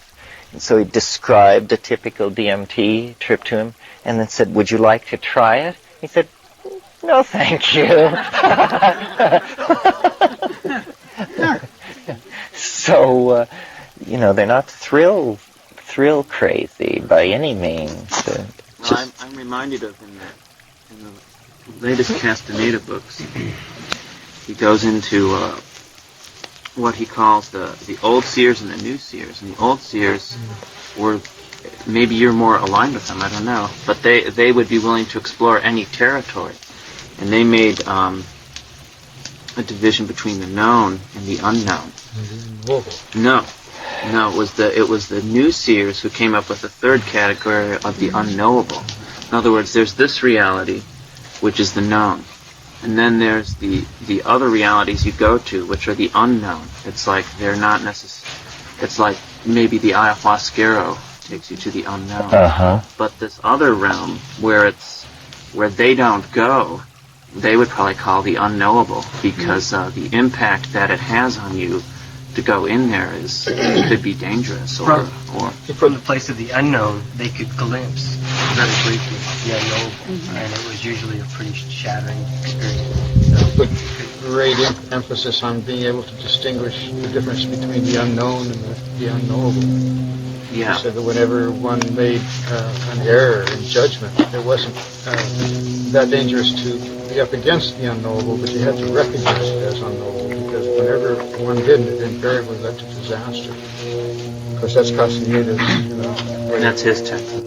Well, that's interesting. I mean, it makes me think of, I mentioned Wittgenstein's unspeakable. There is, I think, the unspeakable and the unspoken. And all these esoteric and initiatory religious numbers are trading in the unspoken. You come to them and they will whisper in your ear the previously unspoken teaching. They will give you an oral empowerment. But beyond that lies the unspeakable, which no teacher can orally impart or impart any other way, because it lies outside the bounds of transmissibility by its nature. And I would, to some degree, I would think so. And that's the thing which then you validate. You can only validate it for itself, in itself, for itself. It is the private object of being. It is not something which I can tell you about or you can tell me about. It's the private mystery that is ontologically private because it's unspeakable. But I don't think that what is the unspeakable is the same as the unknowable. I think that all of us who have pursued these dimensions have many experiences that it's very hard to talk about, or when you talk about them, it sounds so silly compared to what you experienced, right? It's one of the challenges of having this kind of group discussion or these kinds of workshops is to try to talk about that. But there is, I think, a big area that just doesn't language, don't you think? The ineffable is how I think of it, another word for it. Well, you can sort of chip away at it. I mean, the whole progress of human development is maybe slowly eroding the unspeakable and turning it into the spoken. I'd like to speak about that. That's what's been going on in my mind. And I'm glad you raised that. Because in a way that is the process of everything from the very beginning to the very end. And we as human beings on the planet are just somewhere in the middle of this whole process of the unknowable becoming the known. Mm-hmm. And it ties back a little bit to your whole thing of time yesterday, where you said like the physicists are interested in the first, second, or parts thereof, and whereas you're interested in its final or coming up moments or years as things speed up. But what we're looking at is the physicists are looking at basically the physics of it, the form, whatever, the matter, the physics. And what you're looking at are the ideas which are coming into being more and more. This end of time is more and more recognition. So it's really like spirit or mind or knowing, which is accelerating. So it's like the opposite ends. One is the matter coming into form at the beginning, and then at the end is the knowing of all of this, just coming to a point.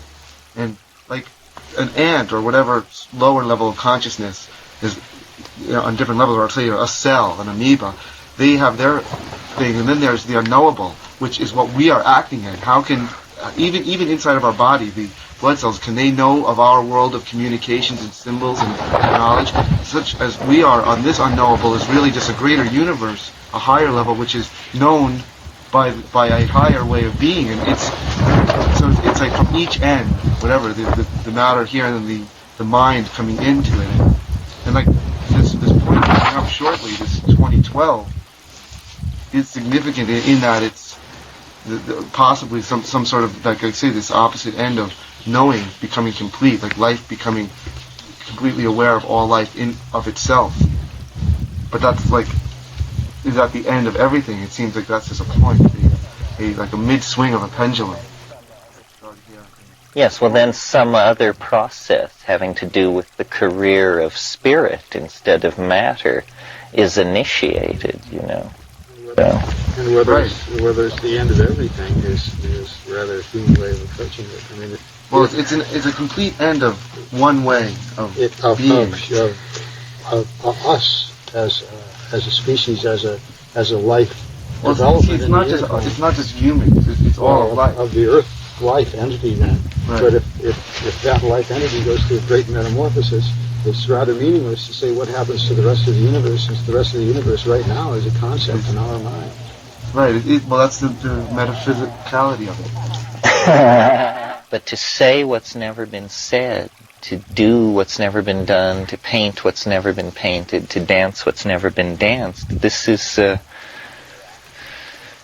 somehow you're acting for everybody when you do that. It's an amazing thing to do something that's never been done. It means once you've done it, it's been done.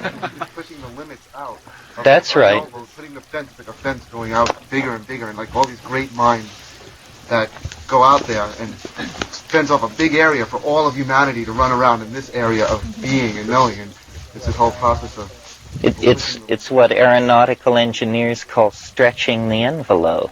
When you fly a fighter plane, you have the predicted engineering performance characteristics, but once you validate that it can do that, then it's up to the pilot to find out, to stretch the envelope, to find out what it can really do, how fast it can turn, how fast it can climb, and that's what we as creative artists do for the human enterprise. And the lacking ingredient is courage, I think. I mean, often I have the feeling that it's no longer, at least in my own life, about seeking the answer. It's about facing it. It isn't about, is it yoga, is it Taoism, is it this, is it that? Now, I think that now I know, at least for me, what it is, but the answer is so appalling and requires such courage to execute it and carry it through that I don't know what to do.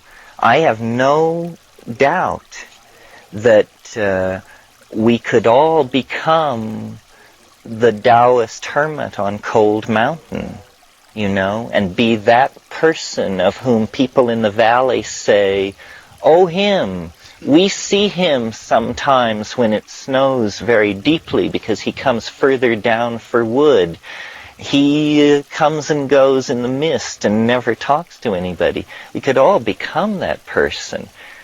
There are no barriers to ultimate spiritual attainment, but what about, your mortgage and your lover and your devotion to French chocolate and all of these things?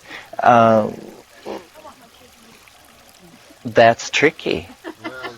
That's very, very tricky. Learn how to bake. Really all washes out.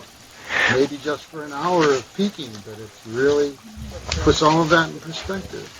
But for instance, like the matter of the flying saucer, I have no doubt that if you took 10 people selected from this group and trekked days east of Death Valley and, stayed up all night, and then everybody took 8 dried grams of mushrooms and hooped and hollered and waited, that something would happen that would be so appalling and so destructive to our preconceptions of what's possible in this universe that you just come out of it, pointing into the desert and saying,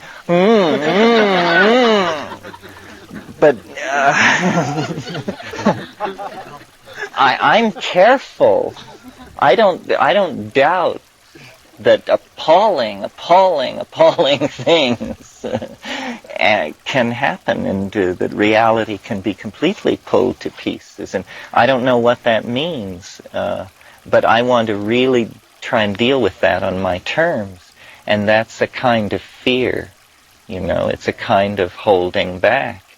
That's why, I know people who seem to me superhumanly reckless. I mean, they tell me the things they do, and I just shake my head, because of the power, of the vistas, of the energies that they must have laid their hands on.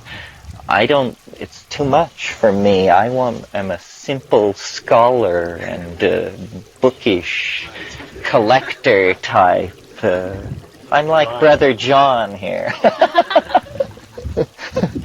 We like our home and hearth. But that's the challenge, you see. That's the weird thing about the psychedelics. It is a path, but in a sense it's the end of the path. And then what do? Now it's up to you. It's no more about, the guru says in 5 years you'll make progress, or if you just keep eating this spirulina or fiddling with your crystals or something. It's that, no, you've arrived. Now, what do you do with it? Are you really want to be a wandering figure at the edge of civilization, glimpsed occasionally in your tattered cloak with your wild ravings? Well, that's not the only option. We were talking, Mitch and I were talking this morning about... Thank you, Tim. It's tough to do that with kids, see, I know. We were talking about envisioning something and how these plants help you to generate a vision of something real that you want to create or organize in the world, and then they help you to have the discipline and the dedication to carry them out in the real day-to-day, telephone calls and how do I get the money for it kind of way. And that, I think, is a real strength that all of us have, and that it's one of the responsibilities of being granted the visions, is to make the visions then as real as you can. I mean, we do have our bodies here on Earth for some time to come. We do have pleasure, of course, which we should all indulge in, but we also have responsibility to make it as much like, even if it's a small step, as much like that fantastic thing we can see in our visions. And I think that, it gives you the object, and then it helps you move toward it. And then we need to do that work and keep refreshing our vision if it gets weak or we start to give up on it, or if we need to shift direction slightly.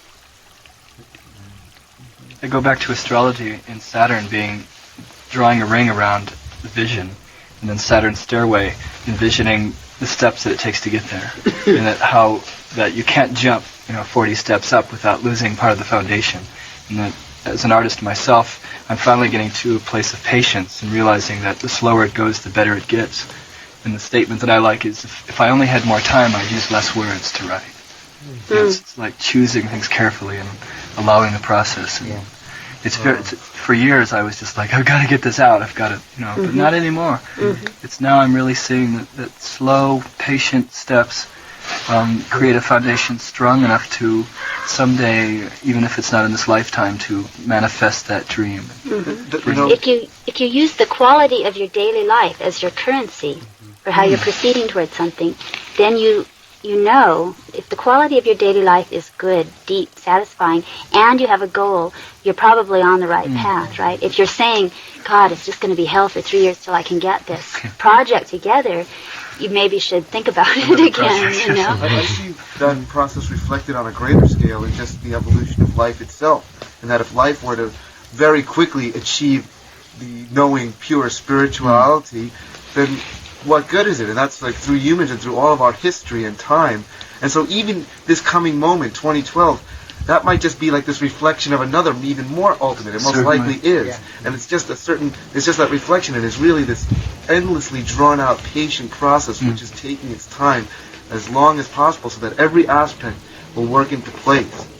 Or whatever. So it's just... Well, this quality of daily life thing is an interesting point, because I think it was yesterday or 2 days ago we meditated or thought about what would you do if you could do anything, and how... Go for it. Oh, there it is.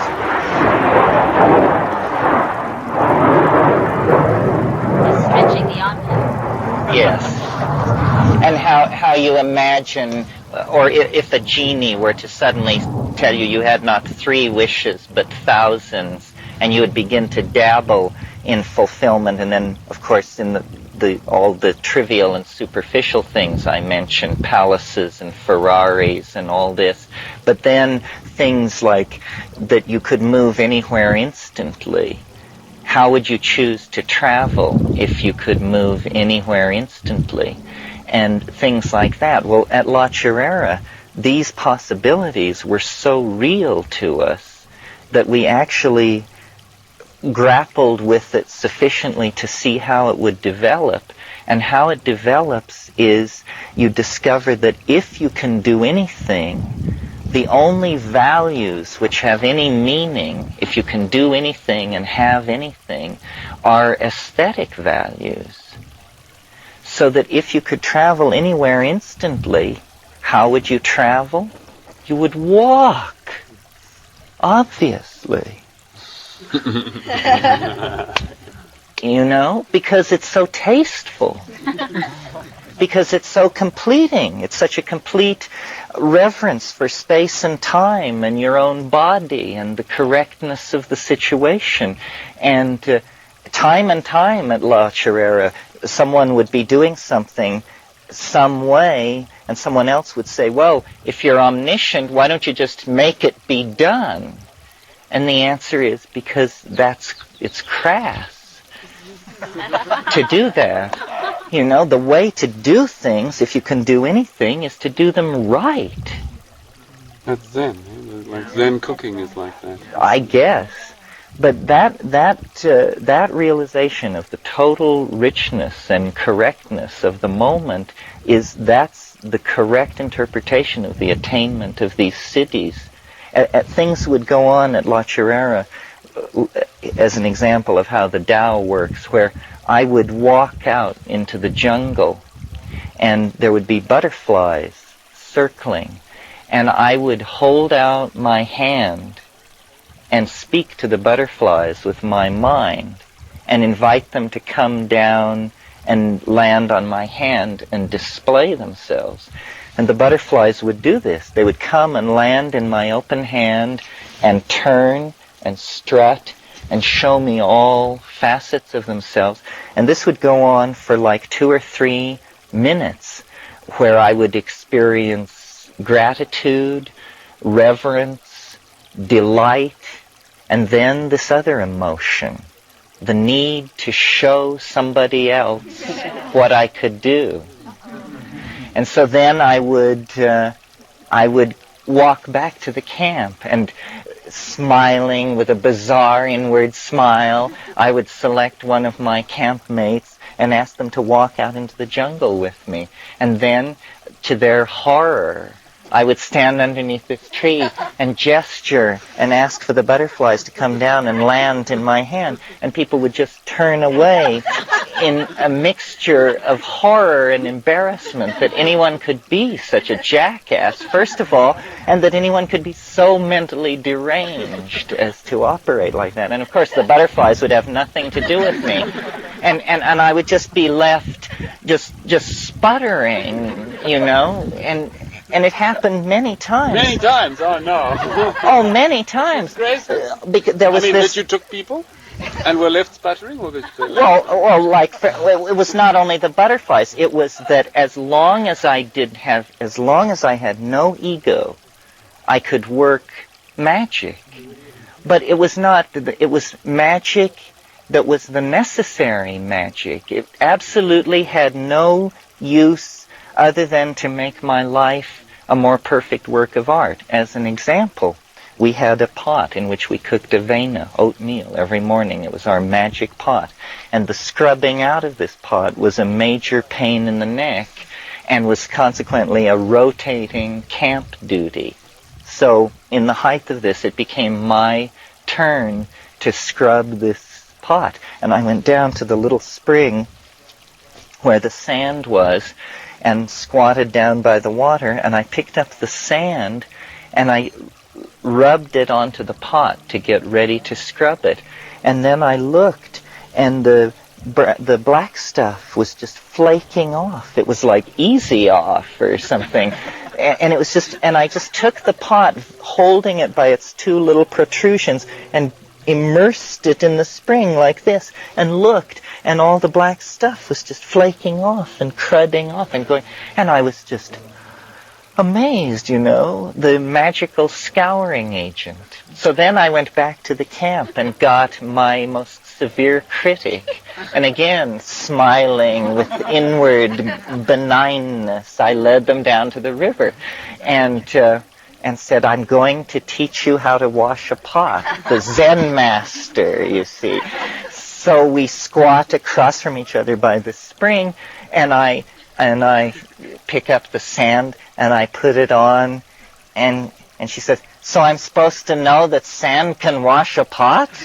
I say, no, look. And again it failed me, and I just was, by then I was getting the message, and I stopped, and there was one other instance which was very puzzling because I actually saw another person go into it too. And it had to do with this prophecy which my brother had made. One of the motifs which circled in his mind space during this period was what he called the good shit. And this was, he imagined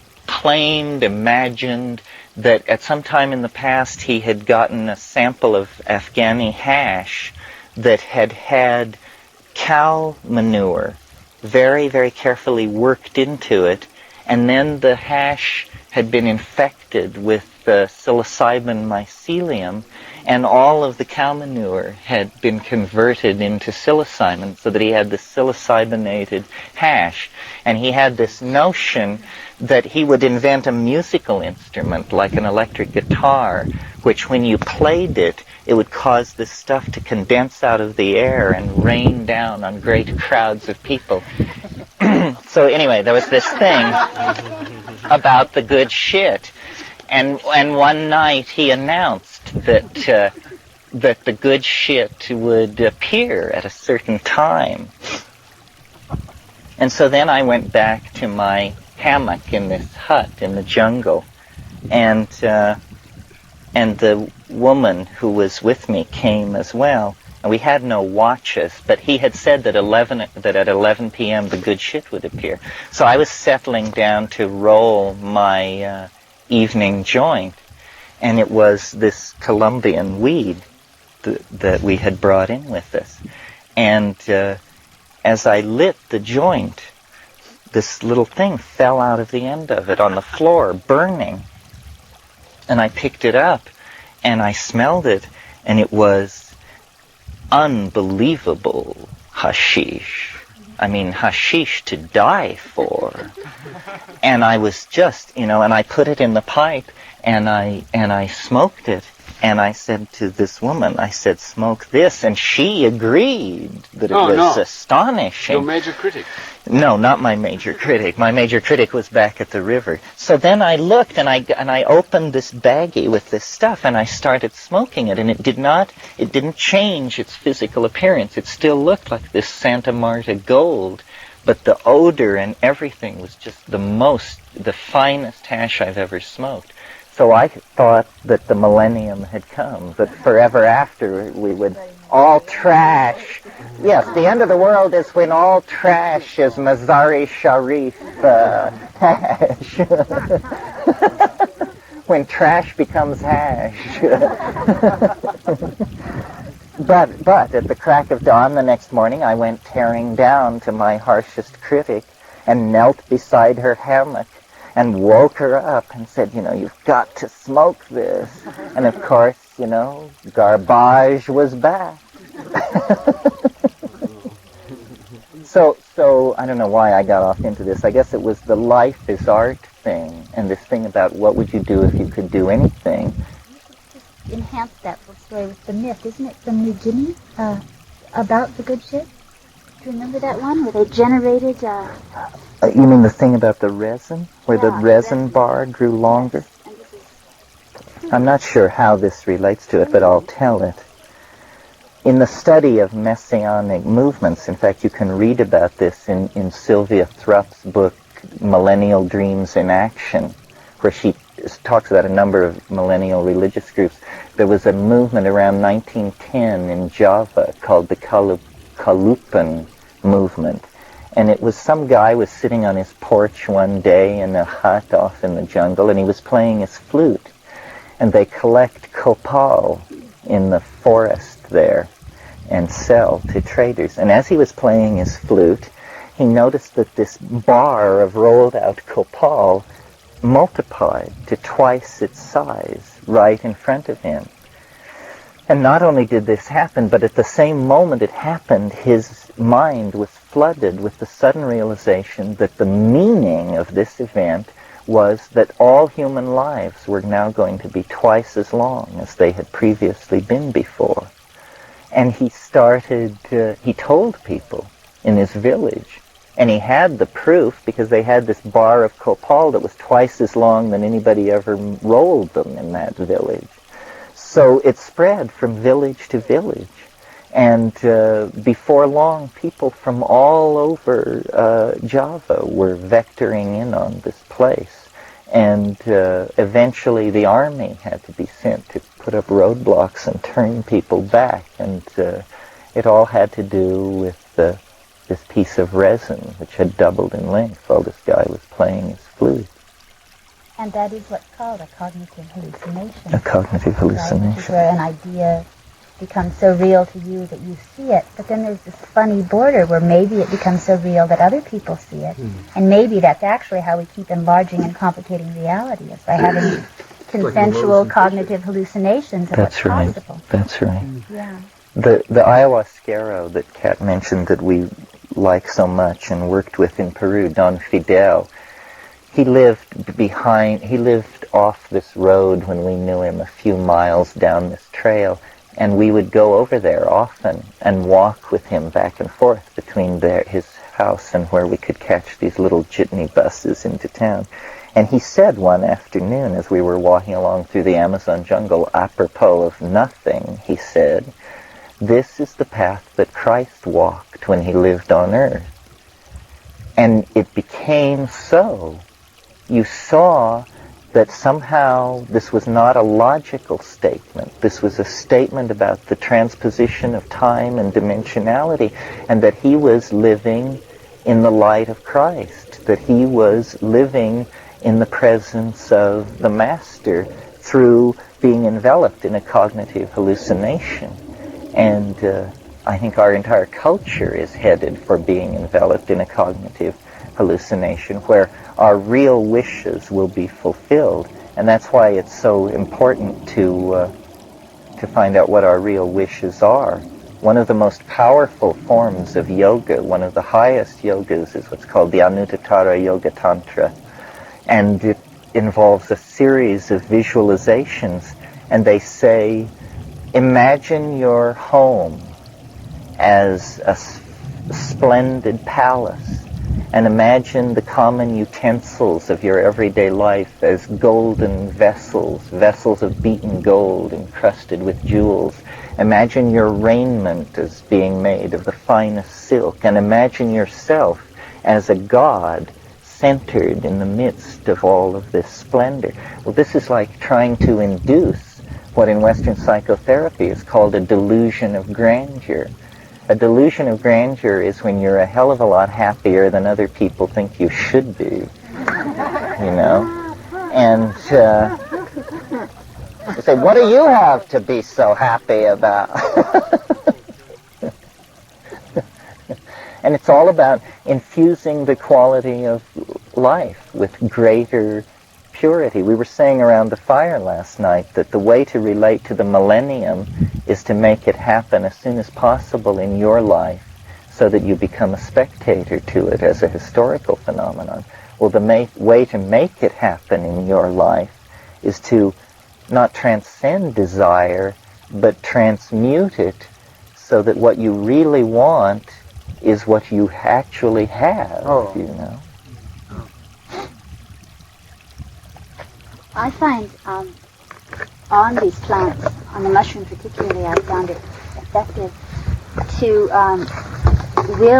choose to become an archetype that I both, of course, have to be able to identify as an archetype, but then also one that I can relate to and wish to be, and become, as large, 100, 1,000 times larger than we are, and as smooth, and as everything is right. You can practice being in the Tao so deeply in those states, and knowing that everything you do, no matter how minuscule it is, you're doing most gracefully, and everything you say, you're saying most eloquently. And even I've used the mending sock thing, because sometimes I feel like that's what I'm doing, is that level of work, but then I'm doing it perfectly, and that's a great feeling. If you indulge in that feeling of being the goddess, or a god or goddess, or one of whatever you identify with, one of the kachinas, whatever,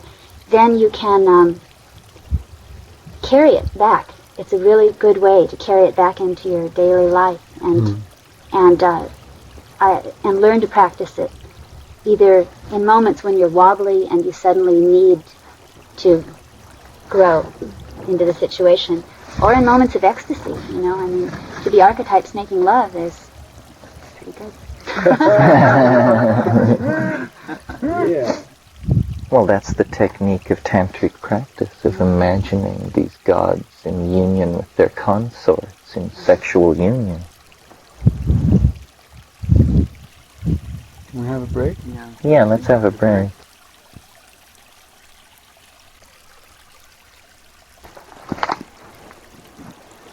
The people burning to speak should speak.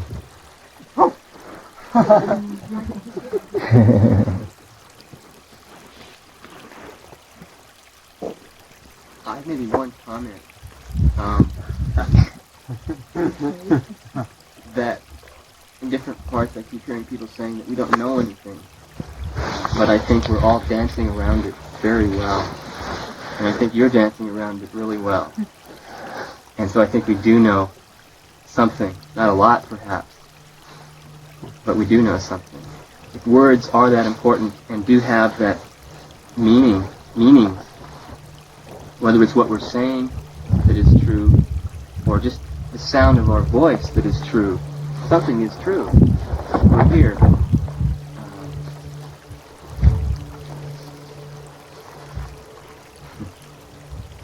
And I think we're beginning to say the unsayable.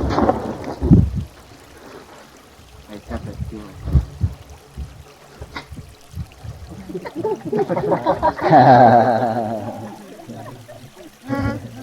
And what a feeling it is.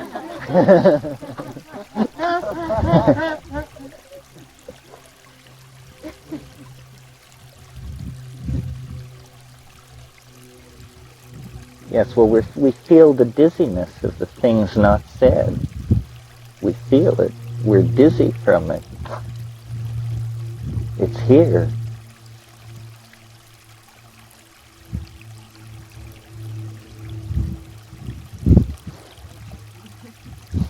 I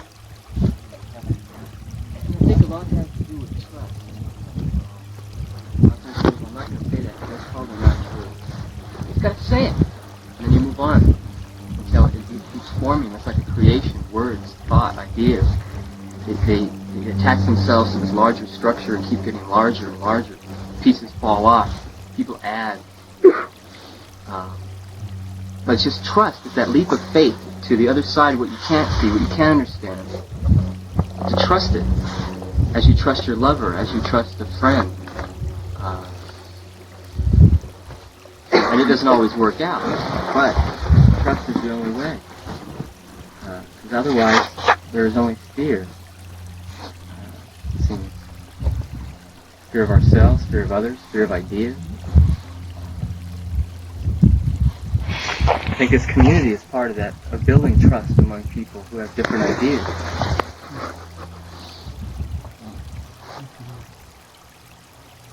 I'd like to say something about learning and teaching with regard to the psychedelic experience. That you can use a lot of verbiage in trying to explain to people what that search is about and what that adventure will yield. But in the end, probably the best communication is to just dispense the sacrament. I think it's very holy work, and I just want to express my appreciation to those who are involved in that work, with great respect for the sacrament and for those to whom they dispense it. And I'm just very happy to be associated with these books. I think that's something I've missed for a long time, since the days of the 60s was the last time I was around people who knew about that work and approached it with the kind of reverence that I see here.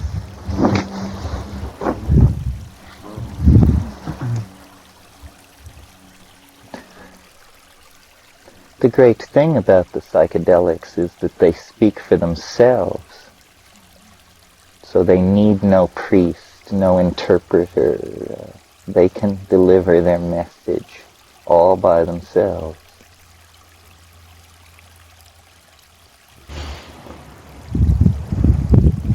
Something that happened after the song that seemed to be so wonderful with words. Maybe the unspeakable is being together in a room in silence. I just feel complete here. It's like nothing left to say. And for me, who's always babbling, it's quite an event. Well, it's wonderful to feel so comfortable with people that you don't have to rattle on. Yes.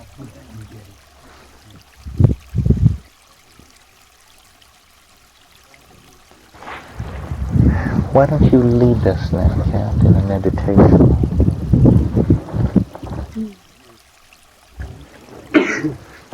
Hold hands. Can you hold hands now?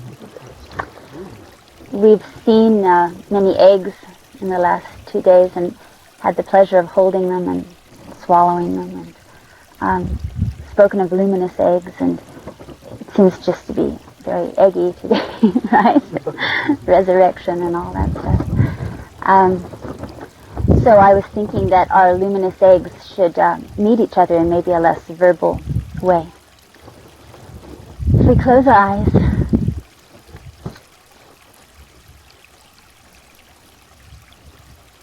and find your center, the light.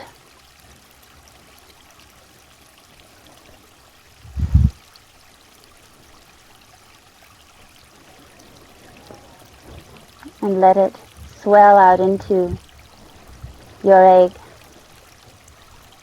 your shape.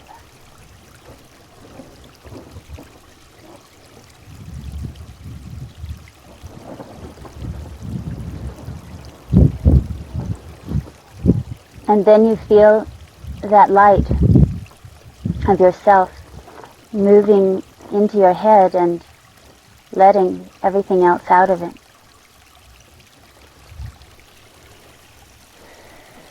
You can breathe through the top of your head, and through your forehead and your eyes, and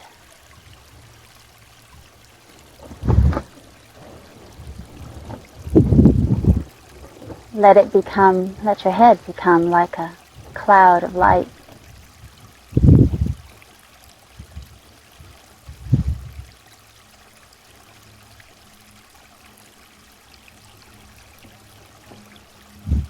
When that's strong, that floats up above your head, so you have a sphere of light that you can feel and see just above the top of your head. It seems to get more and more charged as you perceive it.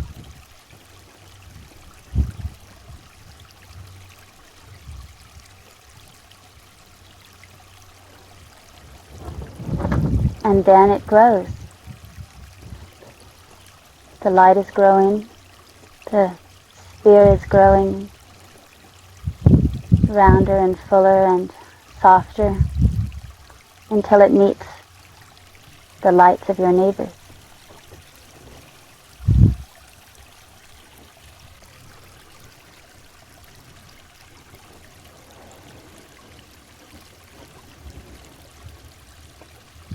And we have a huge halo over us together.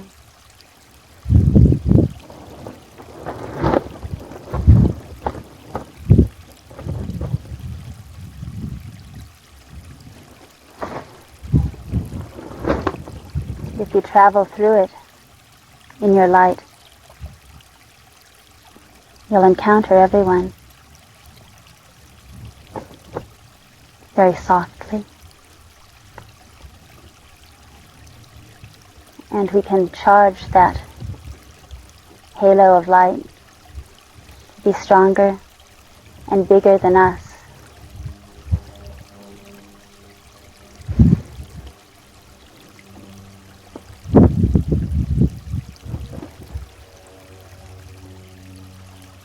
I feel like it becomes a sphere, a dome above and beneath us, which meets the light of the spirit of this place, the spirit that lives here. It's partly in the earth and partly in the air.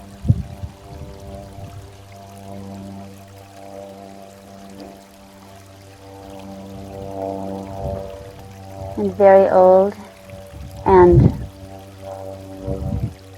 wise, with a sense of humor.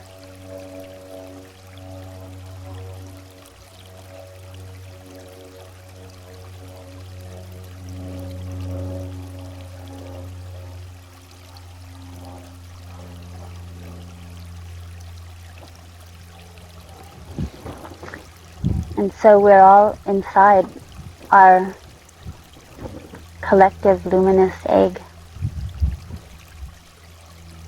which we could take anywhere, actually. But perhaps for now we should just greet the spirit of this place and gradually breathe and draw the white light energy back into ourselves,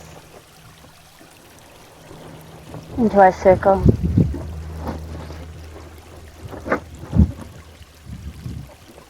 And into our individual spaces above and through and beneath us.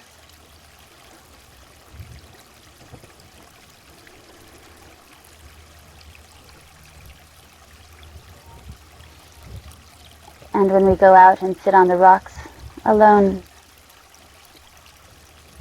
we can keep doing this, even though we're not in a circle.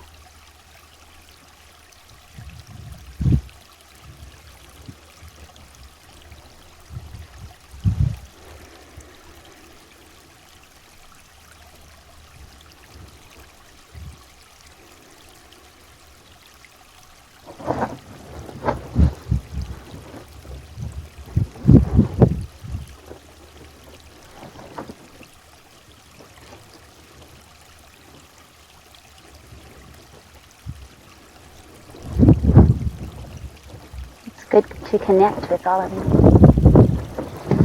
Thank you. Let me think of how to phrase this best. You were suggesting that this kind of visual language somehow, our future lies there somehow, and I know that Jose Arguelles talks about the future technology being light and sound in probably the same way that you're talking about it. I guess my interest in formulating this question has to do with things like the Mayan hieroglyphic language system, or also Egyptian hieroglyphs, or basically that kind of visual language system. I also think of Northwest Coast Indian designs, where there's very particular kind of design patterns. And another piece of this question is the interface between the past use of that and the future use of that somehow. That it seems that, I mean, my sense of these hieroglyphic languages, that in the past they would literally see these things that are being drawn, or these things would speak to them or provide information as you're talking about. And that somehow, as we've evolved, we've lost that ability somehow, or buried it, or shunted it off to one side. And so my question has to do with is there some sense of the re-emergence, or the, in the Joyce sense, here comes everybody, the democratization of that ability in future culture? Yes, well, I think so. I think that the way these hieroglyphic languages, especially Mayan and Egyptian, differ from alphabetic languages is that etymology remains on the surface in a hieroglyphic language, so that thousands of meanings are immediately visibly present, and so it's more like an ideogram rather than a word with a dictionary meaning. You couldn't really, I doubt that a Mayan could conceive of a dictionary of Mayan glyphs, because they infinitely shade off one into another, so that and that kind of sensitivity to the depth of language and to the presence of the past in the present in a word is what Joyce is trying to do in Finnegan's Wake, you know. And that's why, if you read it carefully, you feel many historical layers of meaning in the same passage, because he wrote it with almost a pictographic consciousness of the meaning of the words rather than a lineal and literary sense of it. So, yes, it's in that sense, it's like that. How this will be achieved in the future in our culture, I'm not sure. The control of the Macintosh through an internationally understood set of control glyphs is very weird. And if any of you have worked with a Macintosh, you immediately see, this idea which seems very odd could in fact, I could learn this very quickly and anyone can do it, kind of thing. Maybe presages, a world of illiterate computer users who communicate with computers through symbols because literacy has been lost. But it's very interesting. Yeah. So you see, computers might play a role in that kind of visual component. Actually, I've heard you talk about. Actually, Bruce, when you asked your question about will computers become intelligent for life, I've heard you talk about it more that the technology of computers will become available to us as almost a biological extension. Yes, that's what I think will happen. That, I mean, my vision of a perfect world is where, the Earth is restored to its prehistoric Edenic perfection, but technology has not been eliminated. It's merely been micro-miniaturized to the point where the computers which maintain the history of the race and the governance of the planet have all been secreted in a certain pebble which lies on a certain beach somewhere on the planet, and we walk around in perfect harmony with nature and in perfect and complete touch with an imaginary holographic world that is our self-expression, as a city is our self-expression, to then be simultaneously, in the world of techne and in the world of nature, but with neither violating the other. And I think that's reasonable. In fact, I think perhaps, in a sense, this is what so-called pre-literate cultures in the Amazon and places have achieved. That's how it looks to them from the inside. They have an extremely rich inner life. It isn't maintained by vast computer networks and projected into holographic space and taped onto magnetic tape and all of that. But it's still, in feeling, it's the notion that the richest world is within, and that you promote a balance with the exterior world, but then the purpose of the leisure created when you have achieved balance is not then to accumulate things, but to explore the interior horizon of transcendence through the recitation of myth and ecstasis and this sort of thing. Terence, in connection with Robin's question, conjunction with it, could you further elaborate this idea of the material externalization of the soul and the internalization of the body as a definitive thing in evolution? Well, I think imagination is where we want to go. That this has become the arrow of our epigenetic development, because everybody says, in the future, you'll have everything you want. Well, if we believe this, then we have to think seriously about what everything you want is. I mean, obviously, you want plenty of food, plenty of clothes, plenty of money, plenty of friends, but then if you get all that, and then they say, well, you haven't even dented your credit account.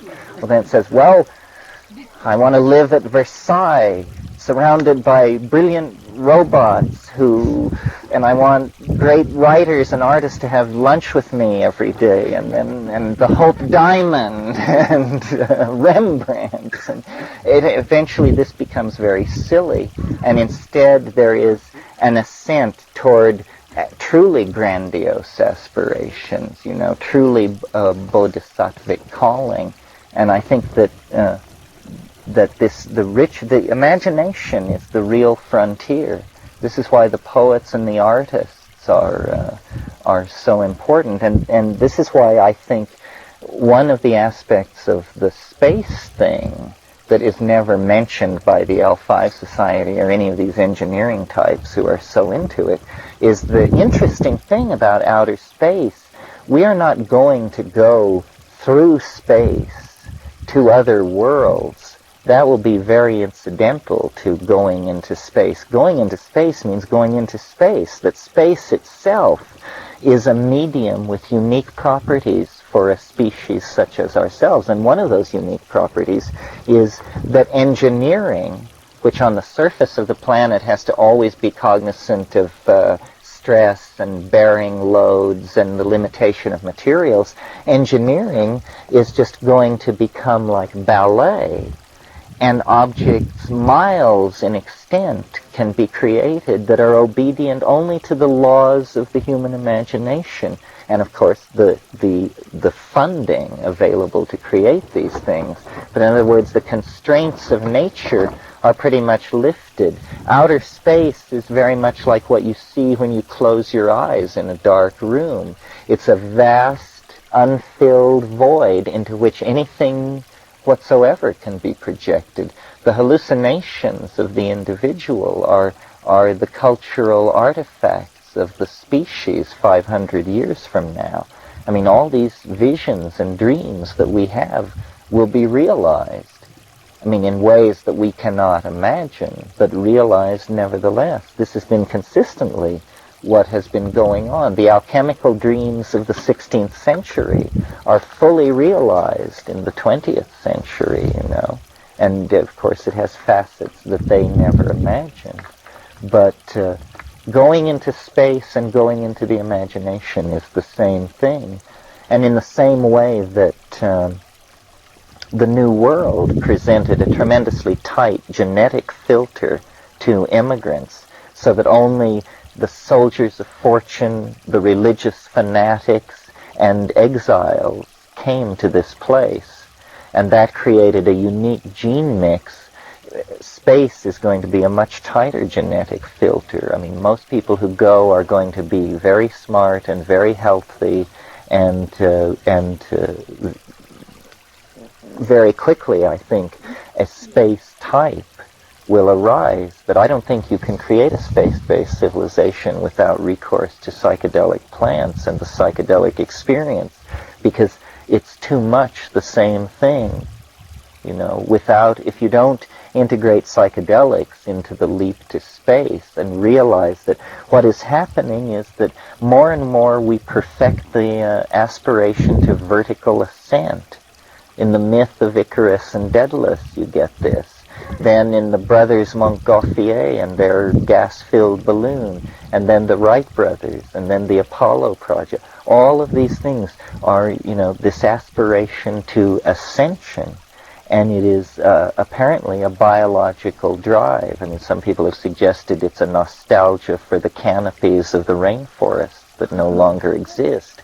But whatever it is, it's going to take us eventually out to the stars and inward to the stars, because the real question mark which hangs over all this is the nature of mind. And we do not know what mind is, and yet everything goes on upon the stage that is conditioned by and assumes mind as a given. And every society has assumed that it had the answers, that just 15 years more of fine-tuning of the current ideology would do it. And no society has ever been right about that. So why should we be right? We are hurtling toward an unimaginable future in the same way that our present would have been unimaginable to people 200 or 500 years ago. But it is the imagination, because it is consciousness that is growing and expanding and strengthening itself. And if we take the notion that these psychedelic plants are consciousness expanding agents, this is what they were originally called, consciousness expanding drugs. If you take that seriously for a moment, how can you not center it in your life? I mean, obviously consciousness is what must be expanded as fast as possible at all costs, in all times and places, because it is a lack of consciousness that will be toxic to our species and the planet. Consciousness is the saving grace, and so it has to be cultivated by any means available. Yeah. Saying that this urge to go into space is something like a biological urge, and also maybe something relating to like the rainforest. And well, I think we're like the trigger species. Yeah. Well, the point I want to make is that, when we think of going to space, we're so human-centered, and it's like, yes, us as humans can exist in space and exist there, but I think what's really important about going away from this planet's surface is it's not just a human-centered thing, it's a totally biological thing, and that we are just the implements of it. We are the thinking, conscious, creative tool makers that will be able to implement this, getting off of this gravity trap, this gravity well, but it's not just for humans, it's for all life, and we have to, it'll be a complete synthesis of all biological life that will exist away from the planet. If we go to space, we will take everybody with us. Just like in a rainforest, it's not just, it's everything. That's right. We are the species that is deputized to use energy to do the thing for all life on the planet. That's why I'm not pessimistic about history, and I don't see history as unnatural or somehow opposed to nature. What history is a 10,000-year process by which the monkeys attain enough understanding of physical processes to build the habitats into which all life on the planet can then migrate. That's what I was talking about this morning when I said I think the planet senses the finiteness of its existence, and that biology is a wild scheme for getting out to the stars, for dispersal of life. And you're right. No, though we have great hubris and believe we are doing this and man will go to the stars, it's more that man is the pecking beak of the cosmic chick in the egg of life on Earth, and the entire bird will emerge and fly. But it was man with his atomic weapons and his radar and all this who can break the shell,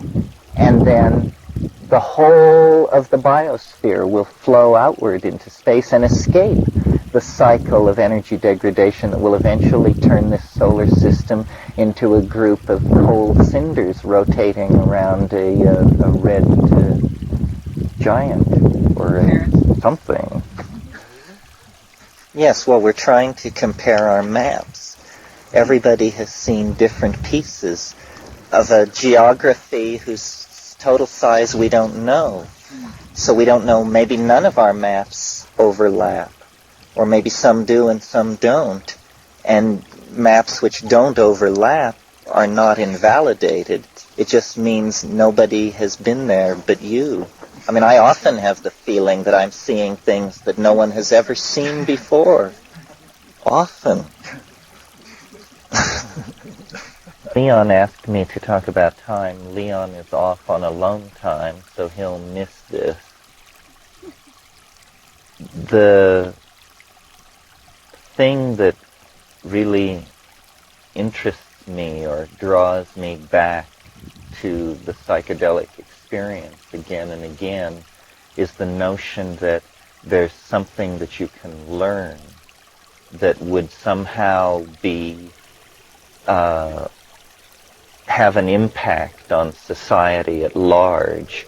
That when you have the psychedelic experience, it's like you're a sailor on some kind of a vast ocean where you let down your net into the deeps, and the hope is that you will snare an idea of some sort and of some size, and it may be, that you come up with the equivalent of tuna, which is many small ideas, and perhaps you bring up your nets and see that they have just been shredded by something so large that you scarcely care to imagine it.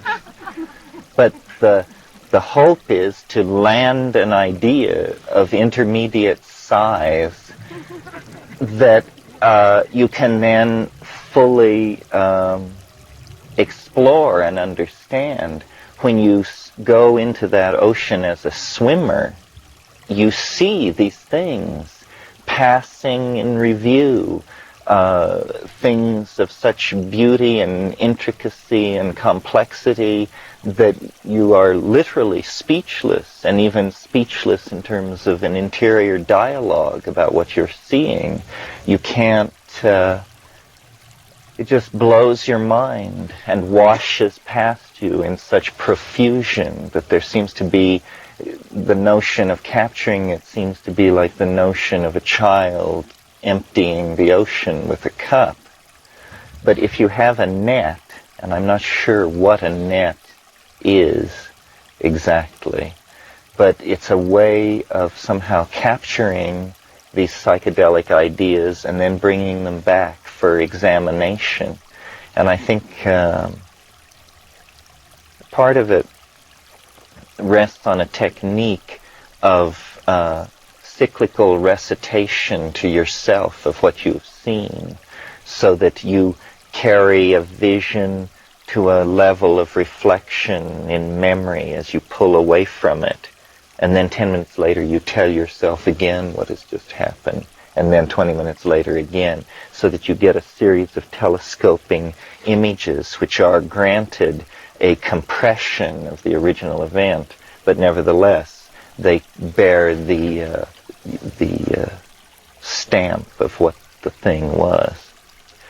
So the thing of this class that has happened to me is a very peculiar idea about time, which was developed fairly suddenly, as I would imagine ideas develop in me in the early and mid-70s. And then it was pretty much formulated in my head, but it took the invention of small computers to make it possible to write software so that I could actually talk to other people about this idea.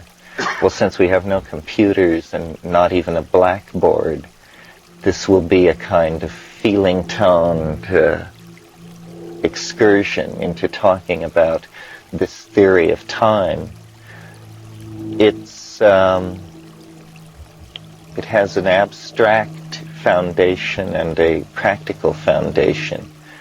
Its abstract foundation is the notion that time is different than we have come to conceive of it as the legacy of Western science.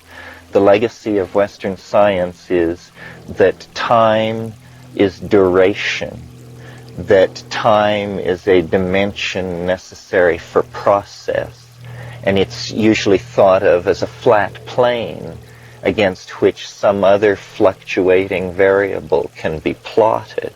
And this is called, linear time. And Newton's physics took the same view of space. The Newtonian view of space was that it was essentially emptiness. It was something which you had to have if you wanted to put something somewhere.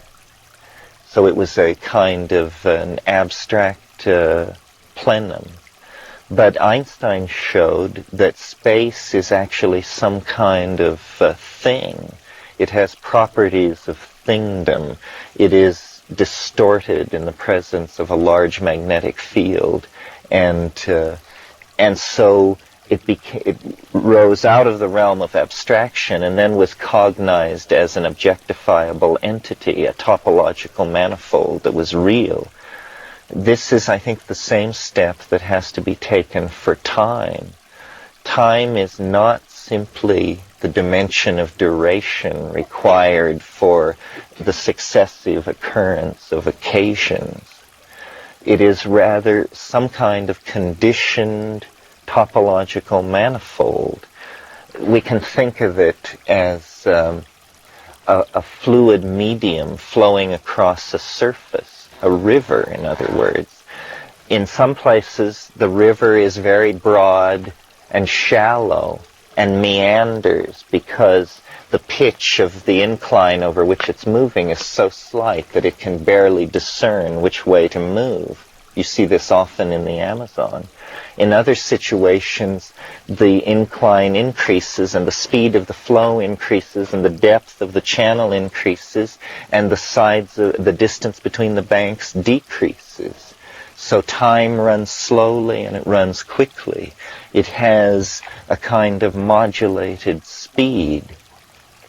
Well, it's been a commonplace of Western cosmology since Darwin, although it's never been elevated to the status of a law or even a principle, that steady complexification has occurred in the universe since its very beginning, that this is something that we see in the very first moments of physics and proceeding right up into our own day. In other words, in the era before physics, that period of time so short that it's the period of time, it's less than the amount of time necessary for the photon to cross the radius of the nucleus of the atom. There was absolute chaos and a complete absence of physics. And then what sprang into being was a physics of pure electrons, of pure energy.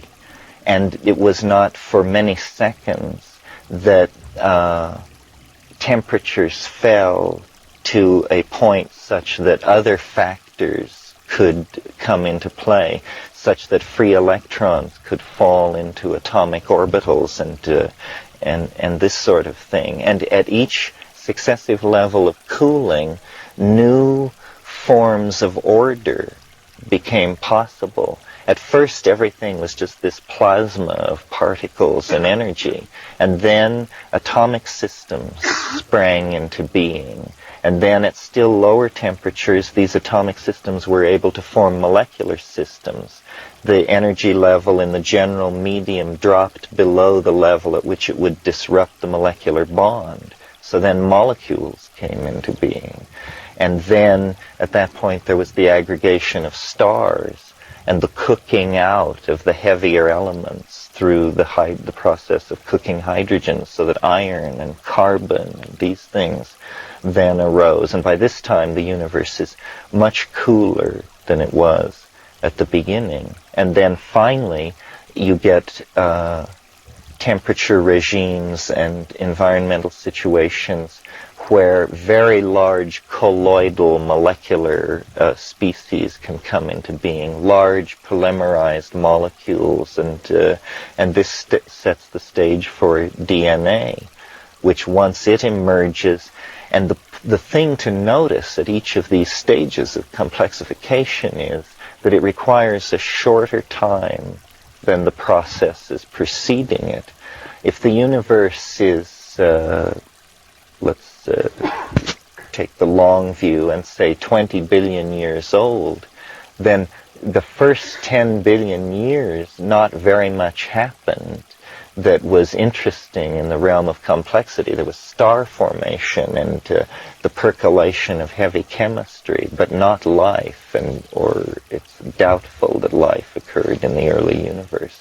So what we see then is the emergence of more and more complex animal forms at a greater and greater speed, and then finally the emergence of self-reflection in the primates, and then epigenetic methods of encoding information, in other words, writing and storytelling and language.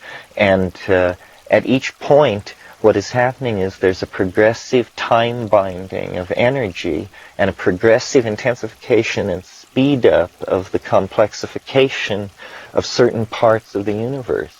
Right now, the most complex part of the universe that we know is the human brain mind situated in its network of computers and cultural conventions and social obligations and expectations and hopes and fears and historical aspirations, etc. And this is the realm of the densely packed that the Buddhists are talking about. So it seems to me that this should be seen as the operation of a general law.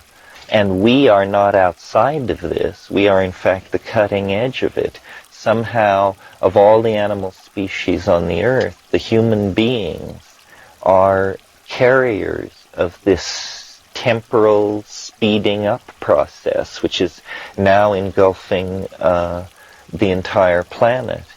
And so that's the general law, or the general perception upon which this idea I elaborated was based. The notion that complexification is being conserved through time and being built up as some quality that the universe is very interested in maintaining.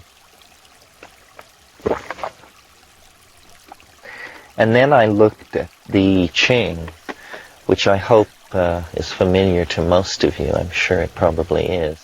It's a very ancient Chinese oracle system that uses what are called hexagrams, which are 6-leveled ideograms of broken or unbroken lines. And the possible subset of these things is 64, which is an interesting number because it's the number which DNA operates on, because it uses 64 codons. And in fact, I came to see that as no coincidence, that actually life was organized around this number, and the I Ching as well, because both were subject to a set of rules which was surfacing in the phenomenon of biological organization and the organization of a Chinese oracular theory for understanding past and future time. And I looked at what is called the sequence, which is the way in which you move from one hexagram to the next. And I sought order there and found order that I think had been lost since pre-Han, perhaps pre-Zhou time. And I came to see the I Ching as we possess it today as an archaeological artifact, a piece of broken machinery. It's like the turbine of a jet plane. You puzzle over it and you see that it could be used for something, and you do use it for things, and it's very effective, but it's really a piece of broken machinery from a very ancient technology which ceased to exist before the rise of the Han dynasty. And what it was it was like a Taoist technology of understanding time, that by the practice of certain techniques whose historical echoes I think you get in the stilling of the heart techniques of Vajrayana Buddhism, these people were able to see into the quantum mechanical foundations of thought and consciousness, and they noticed there a flux which they called the Tao. And it was a thing which came and went. The Tao Te Ching says the way that can be told of is not an unvarying way. And they stilled their body functions and they looked inward with a cataloging, analytical mentality. And they noticed that while this flux was variable, it seemed to be not infinite in its contributing factors, but that in fact it seemed to have a pattern. And they discerned the pattern as revolving around the number 64. In other words, they discerned through this process of meditation temporal elements that had a kind of ontological validity that the material elements of the periodic table have for matter. That there is not one kind of time or two kinds of time, but actually 64 facets of the possible temporal jewel. And they saw that any moment in time was the combination and the overlay of this wave system, which they called Tao, and it was a harmonic wave system. It had periods of self-expression which were very short in duration, on the order of seconds or hours or microseconds. It had levels of expression which were cognizable in the human world as years and decades and centuries, and it had vast resonant periods which were as large as history and then larger many times, periods of historical or periods of temporal resonance which could only be referenced to the life of the planet. And this is, I think, part of the Chinese notion of the Tao of heaven, earth, and man. These are different speeds at which these temporal waves of conditioning of the world of phenomenal appearance are moving. And if you take an idea like this seriously, even as a personal discipline of thought, to picture it, to visualize it in a Vajrayana spirit, then you see that what's really being offered is a map of time.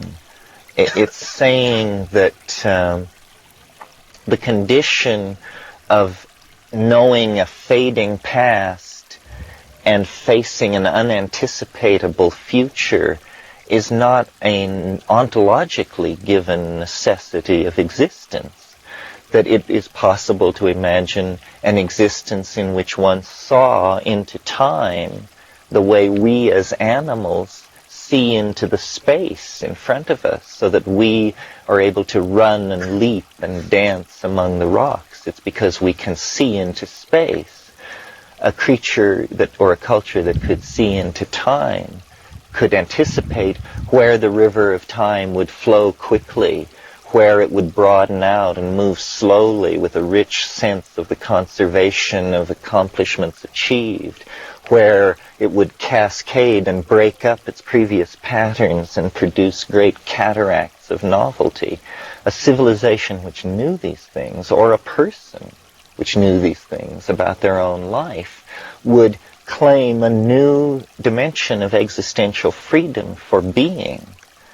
And, I was having this whispering entity, this daemon, this logos, show me these things.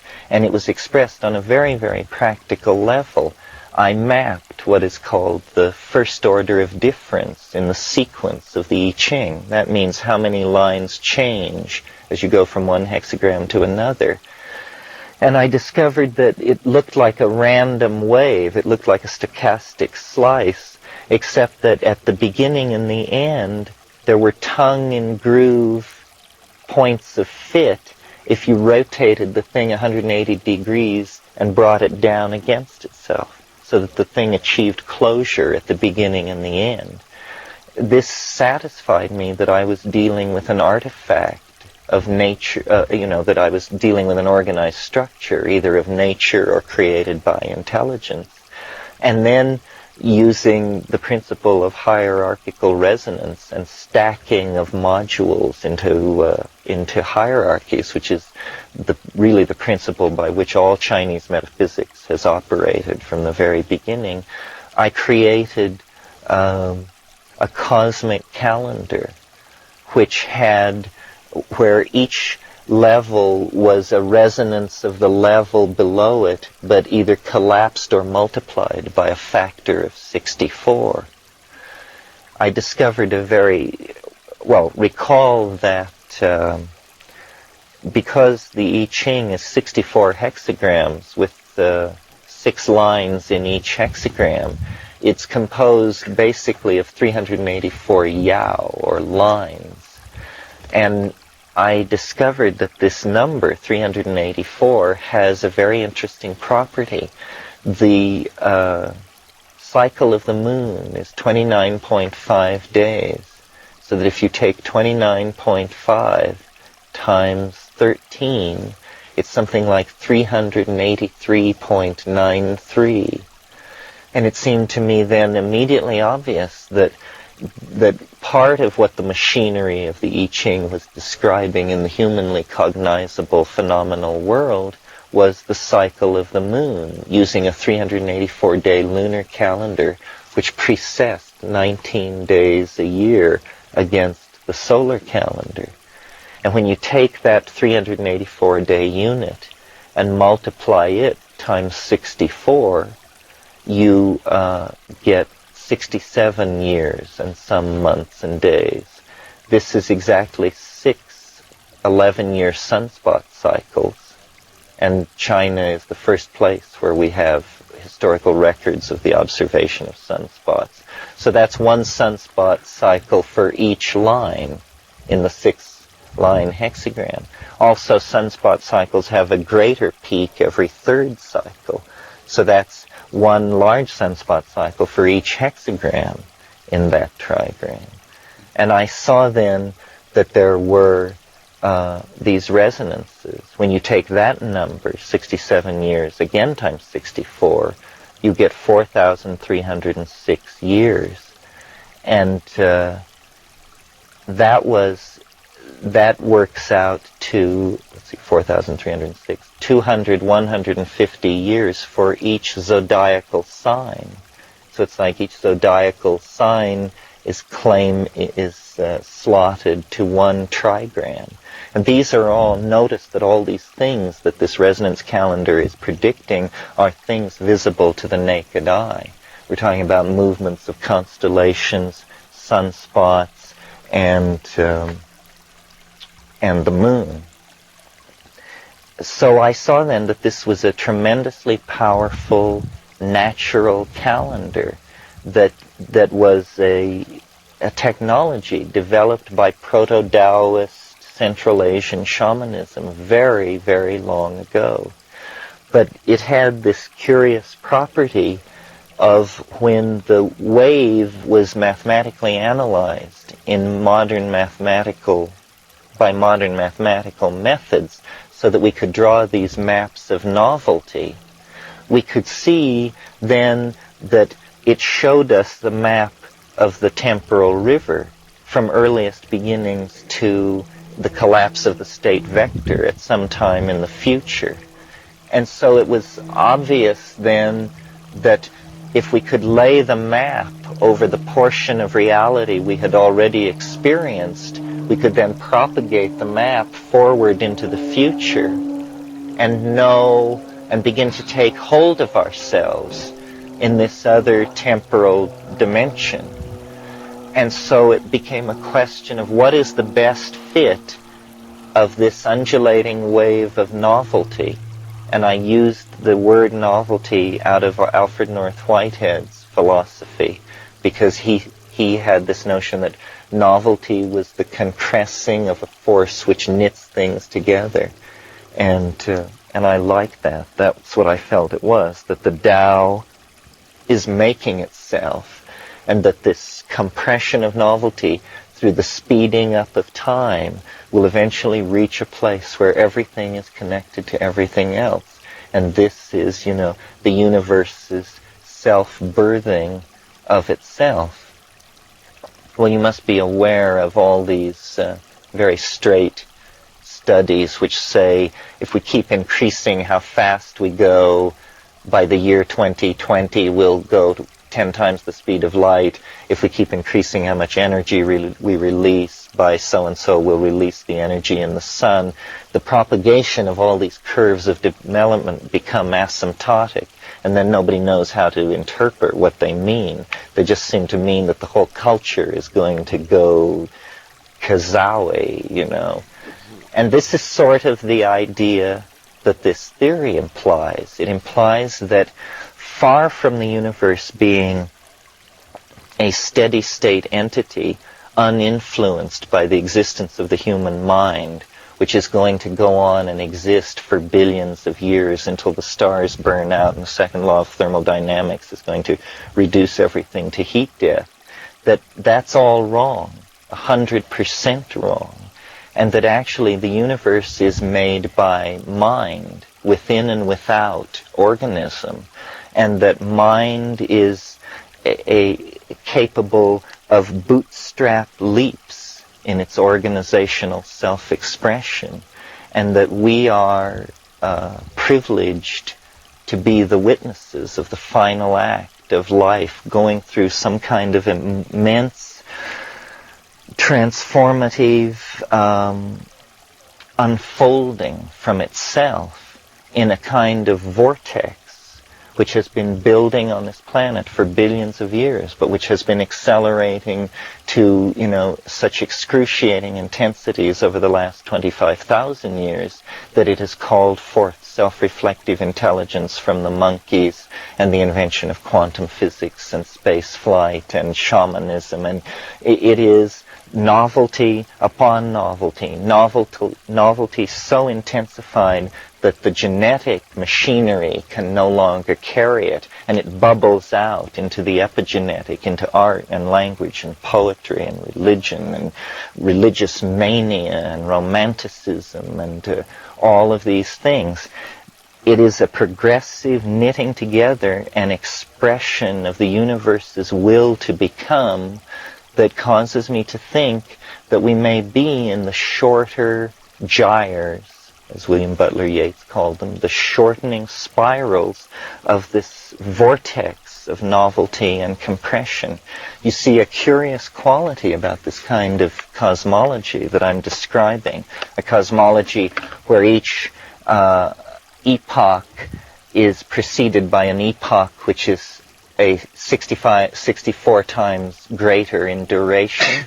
The curious thing about that is that you only need about 20 instances of multiplication before you go from a period of time smaller than the duration of Planck's constant, which is 1.55 times 10 to the minus 23, which is a very short period of time, to then by 20 multiplications of 64, you reach a period of time in excess of the required time for the age of the universe, a period of time on the order of 72 billion years.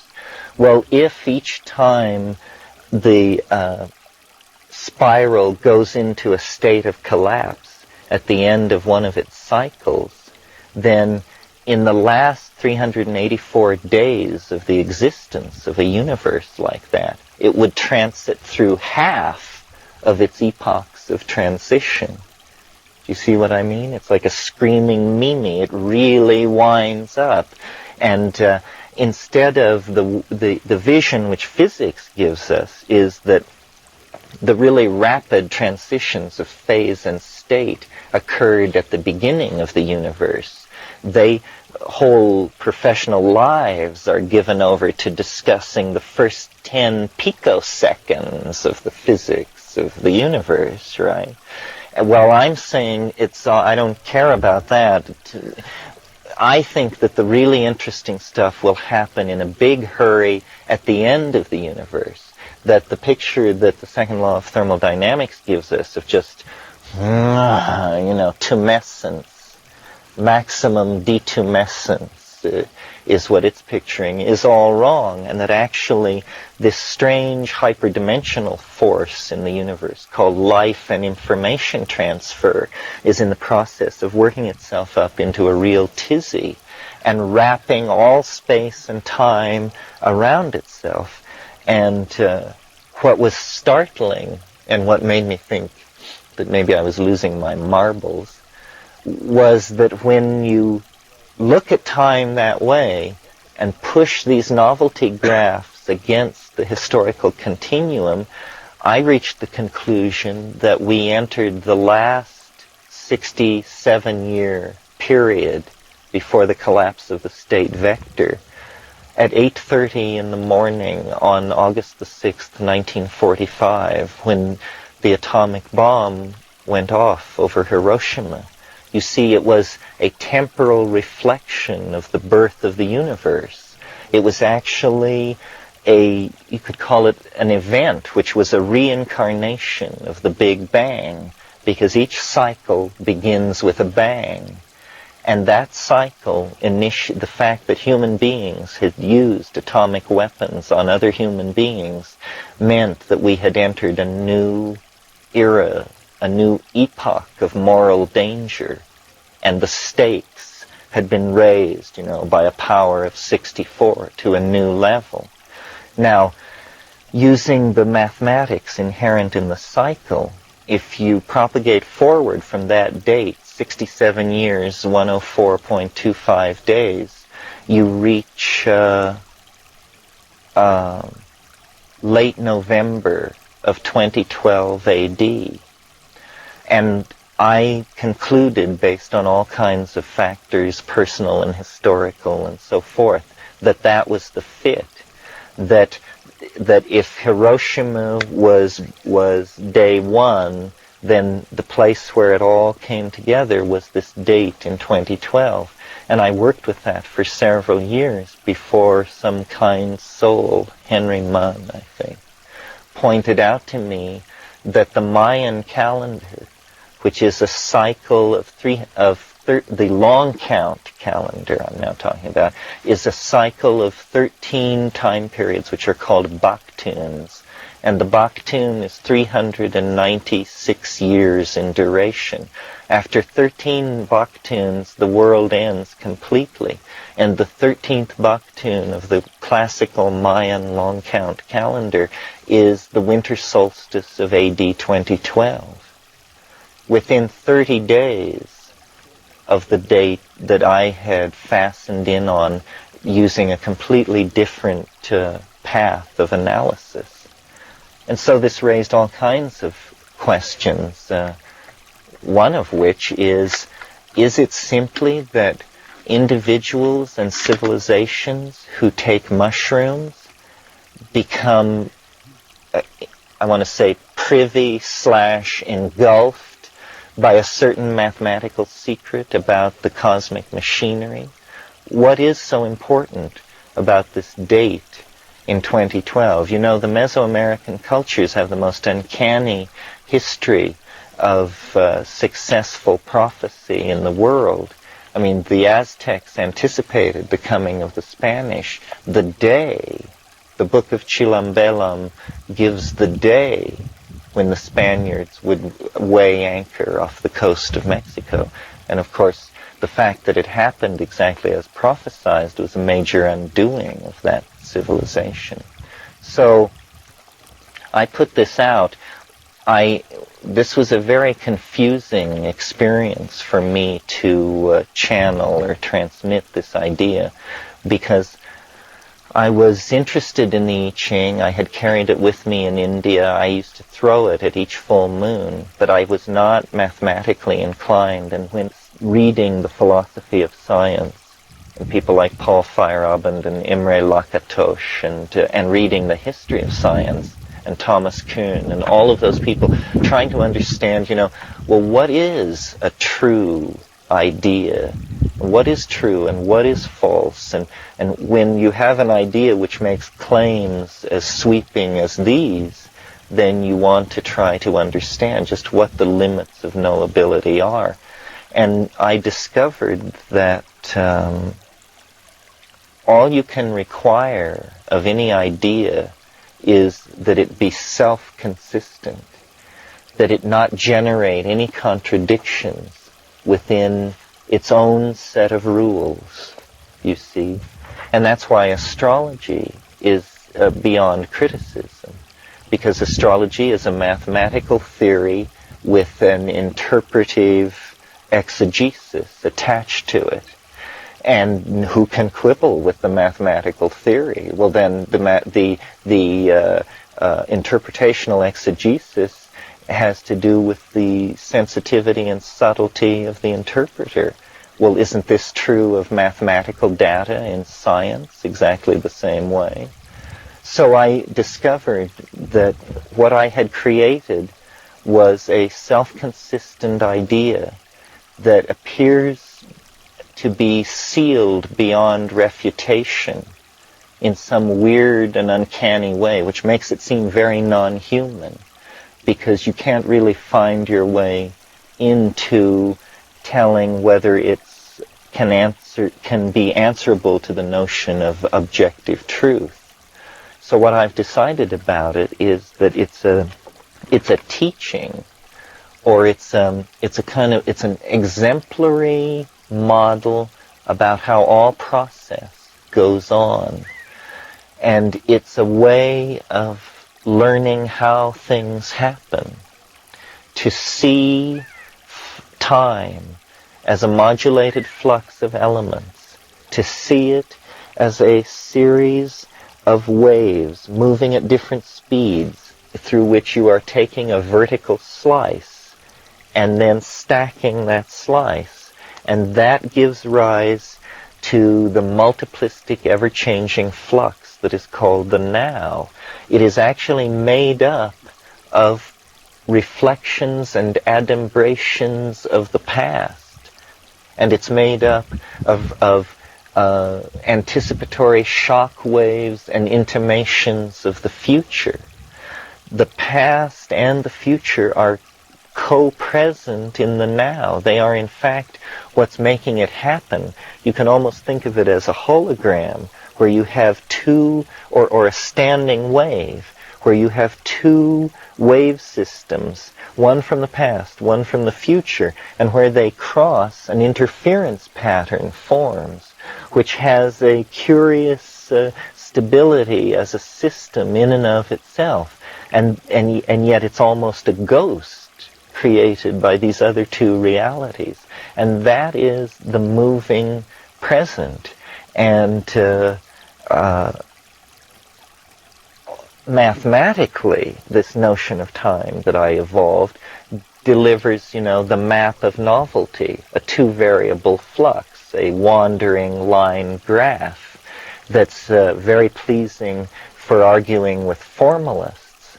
But what lurks behind it, and what is so rich for the romantic and the shaman and the poet, is this wandering line graph is the composite of the overlay of certain historical time periods, which are in a state of flux at various speeds, so that they give rise to an endless kaleidoscopic unfolding in what we call three-dimensional space, and of what we call reality. And this is why I often mention Finnegan's Wake in my lectures, because Joyce understood this. He understood that every moment is caused by everything that happened in the past and everything that happened in the future. And I like to give the trivial example that you find yourself in Hadrian's hamburger joint. This is because the Emperor Hadrian invaded England in a certain year and conducted a campaign. We are ghosts of past and future events. And what the chaos at the end of history that we are now living through is that for thousands and thousands of years, people have felt a vague thing calling across time to humanness, calling us to be a certain way, to practice certain rituals, to observe the stars, to observe the plants, to observe birth and observe death, a calling. And that thing, which some people have called God, whatever it is throwing a gigantic shadow over human history now, because now the creod of development that leads to our merging with this thing, the walls are very steep, the water is moving very swiftly, and it's almost as though the future event is throwing off great sparks that are themselves faceted, contradictory epitomizations of this mystery. This is what Mohammed and Christ and Buddha are. They are human personalities that were situated in time in such a way that they became macrocosmic reflections of the superordinate Adamic humanity that is going to be generated at the end of history. And we are close. We are close. It is, all of history can be seen as the shock wave of this eschatological event. This is what the prophets were anticipating. The culmination of man's God-making effort in time will be the perfection and the release of the human soul. And it's not that we are doing it, you see. It's that a natural law that we were previously unaware of is inexorably unfolding. And that is what all this cross-connectedness of man into matter, plant into animal, earth into space, all of this flowing and interconnectedness, this reaches right down into the rocks of the planet. This is not simply a phenomenon of biology. This is the unfolding of a general law of which biology is only the cutting edge of a wedge of becomingness which includes all being and reaches right down into the neutrinos. And it is, to be a being in time is to share in the immense flood of precognitive anticipation that fills the universe in anticipation of this event.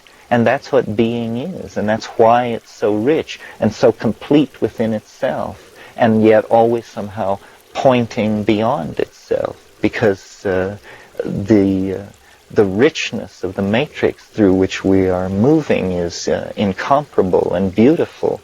And so this is the basis of my extreme optimism, is I think that everything is under control, that we are in the grip of a force so powerful that the notion that we could jeopardize or overthrow it is completely preposterous, because we are acting in accordance with a resonance that was set going millions and millions of years ago. And of course, being is fraught with danger, but the stakes are, to be at play in the fields of the Lord, to be at rest in the mansions of the Goddess.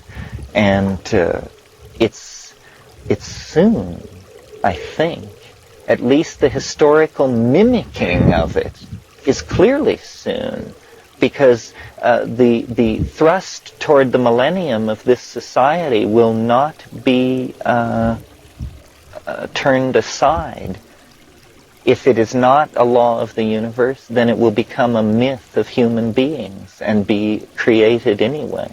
So, since we are human beings, I see us as the central actors in that mandala. I mean, this is the task of the next 100 or 500 years, to realize the alchemical nature of humanity and being, and have everything fused into a supernuminous concrescence that is time. Joyce said, all space in a nutshell.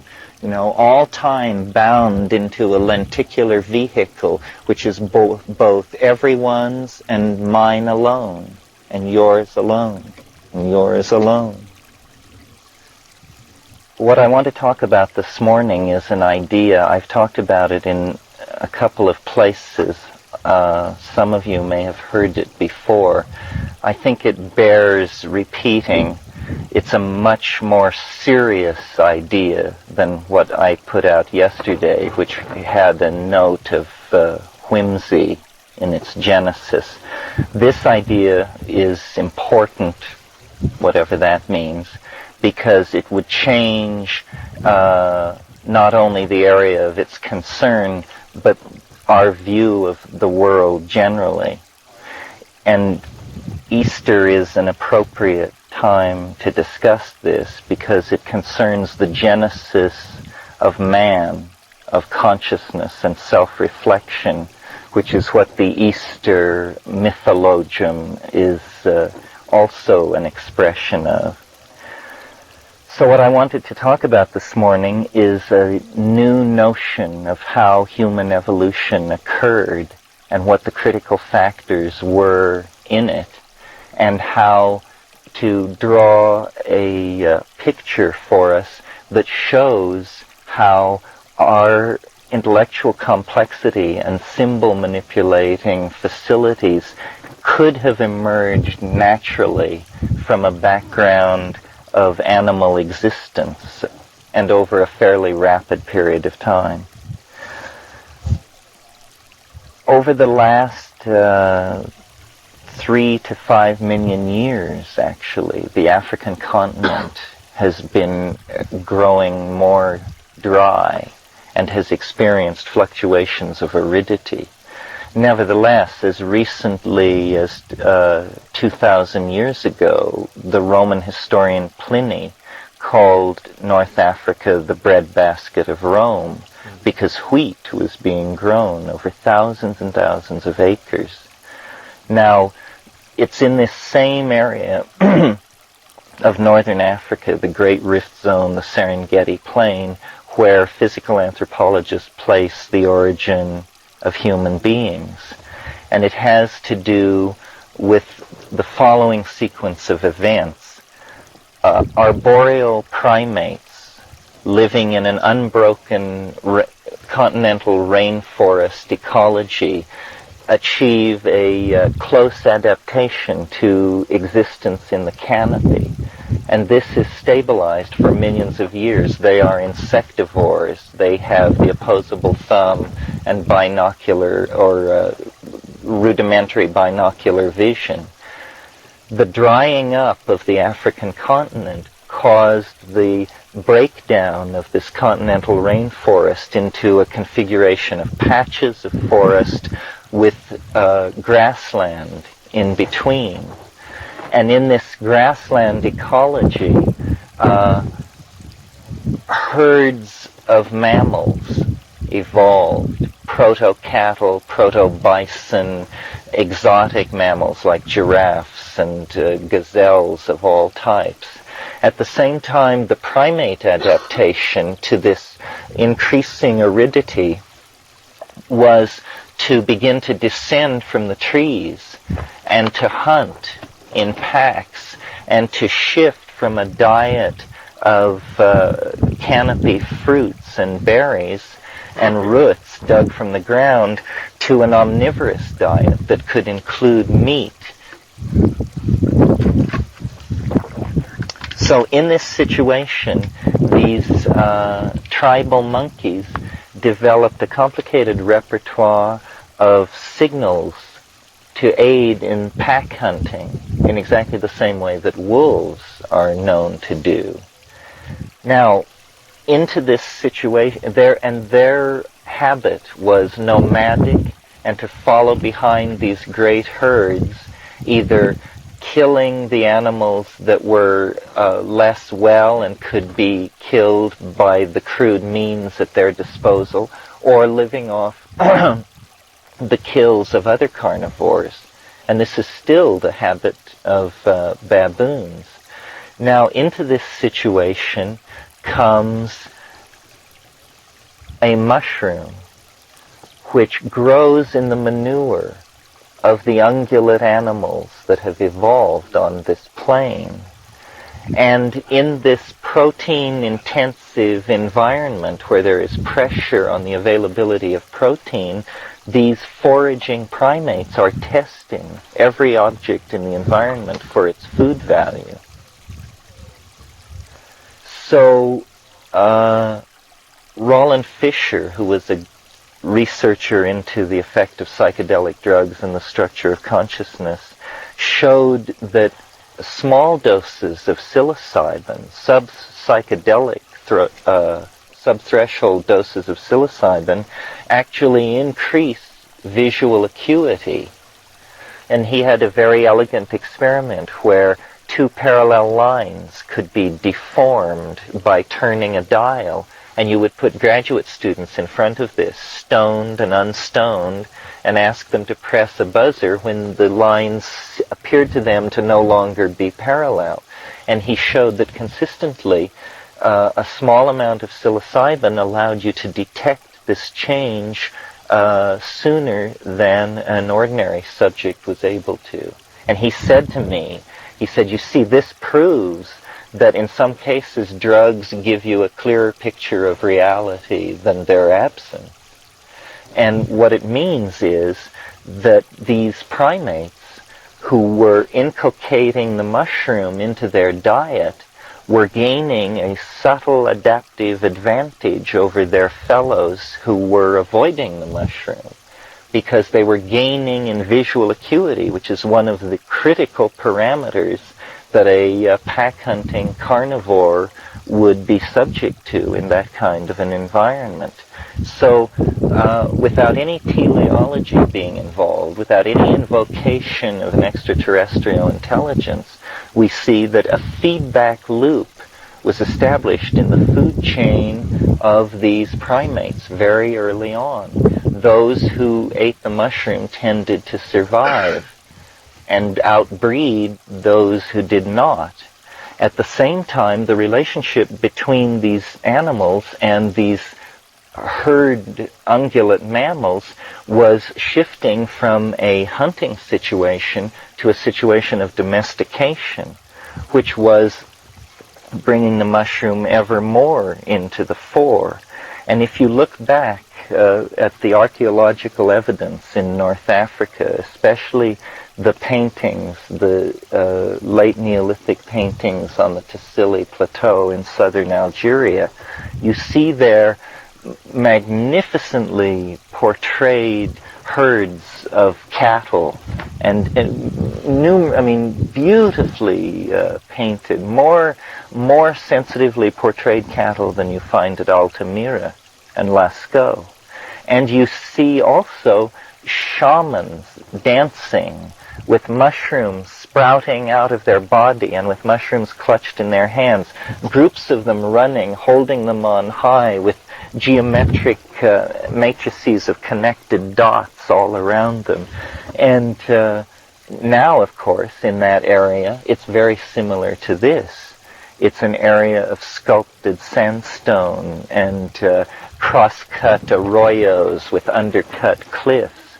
And it's very dry, but in some places the Neolithic detritus is several meters deep.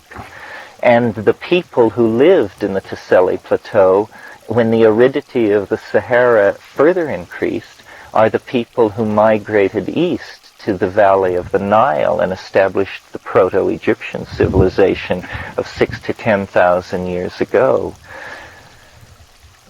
The important point I want to make about this later phase of the human involvement with the mushroom was that it was always intimately connected with cattle.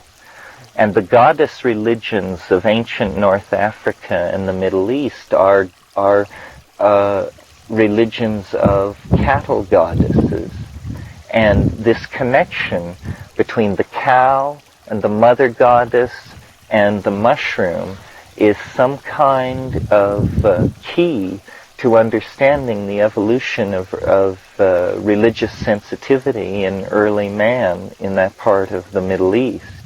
It carries forward into historical time with the mysteries at Eleusis, where there is a a clear indication that a psychedelic substance was being used, either ergotized rye or a mushroom of some sort. And this notion that it was the presence of the mushroom on the African veldt at a critical bifurcation of primate evolution that created the feedback loop which eventually developed into self-reflecting consciousness. Because you see, at lower doses, the psilocybin is giving increased visual acuity and it seems like increased symbol processing ability, its strange effect on the language centers. But of course, inevitably, they would have also discovered its higher dose effects, which would be to convey them into an inner tremendum that became then the cultural guiding image. In other words, it was perceived as a god, as a goddess, as the goddess, and became then the arrow for cultural dynamics and evolution. And the reason I think this is important is because the spin-off implications of the acceptance of an idea like this would bring us into much greater harmony with our environment. We sort of have the anxiety of an orphan about our origins because our best people in physical anthropology don't give very good accounts, can't seem to make sense of how we could have been forced out and emerged out of primate organization. And so there's been much talk in the 20th century about the search for the missing link, which was always conceived of as a physical skeleton of a certain kind of intermediate hominoid form. But it isn't a missing link, I think. It's a missing factor. And the factor which accelerated the forward evolution of the brain size of this particular primate line was the inclusion of psychedelic plants in the diet, which then fed the tendency towards symbol formation and self-reflection. If this idea gained wide acceptance, some of our laws and some of our ways of relating to nature and to medicine plants in particular would have to be altered and brought into line. This is the source of our humanness. Apparently, the psychoactive compounds being elaborated by plants throughout nature are regulators of various forms of evolution in animals. And food chains and all this, which appear very trivial on the surface, are actually the message-bearing medium of the hand of God, which is forming and sculpting nature along these various creodes of development. And the thing to understand about this, or why this has impact in the future, is because it's a continuous process which we can foster and husband and help develop in healthy ways if we recognize that it's going on. I mentioned Eleusis as this kind of thing going on in historical time. Also, of course, Soma, the sacrament of the Vedic civilization, appears to have been a mushroom, was certainly a psychedelic plant. And it isn't only psychedelic plants, it's all plants which affect and shift consciousness. I mean, a history of the human race could be written analyzing it not in terms of class struggle or the impact of great personalities, but as a shifting set of interactions between sugar, tobacco, opium, caffeine, alcohol, and psychedelics.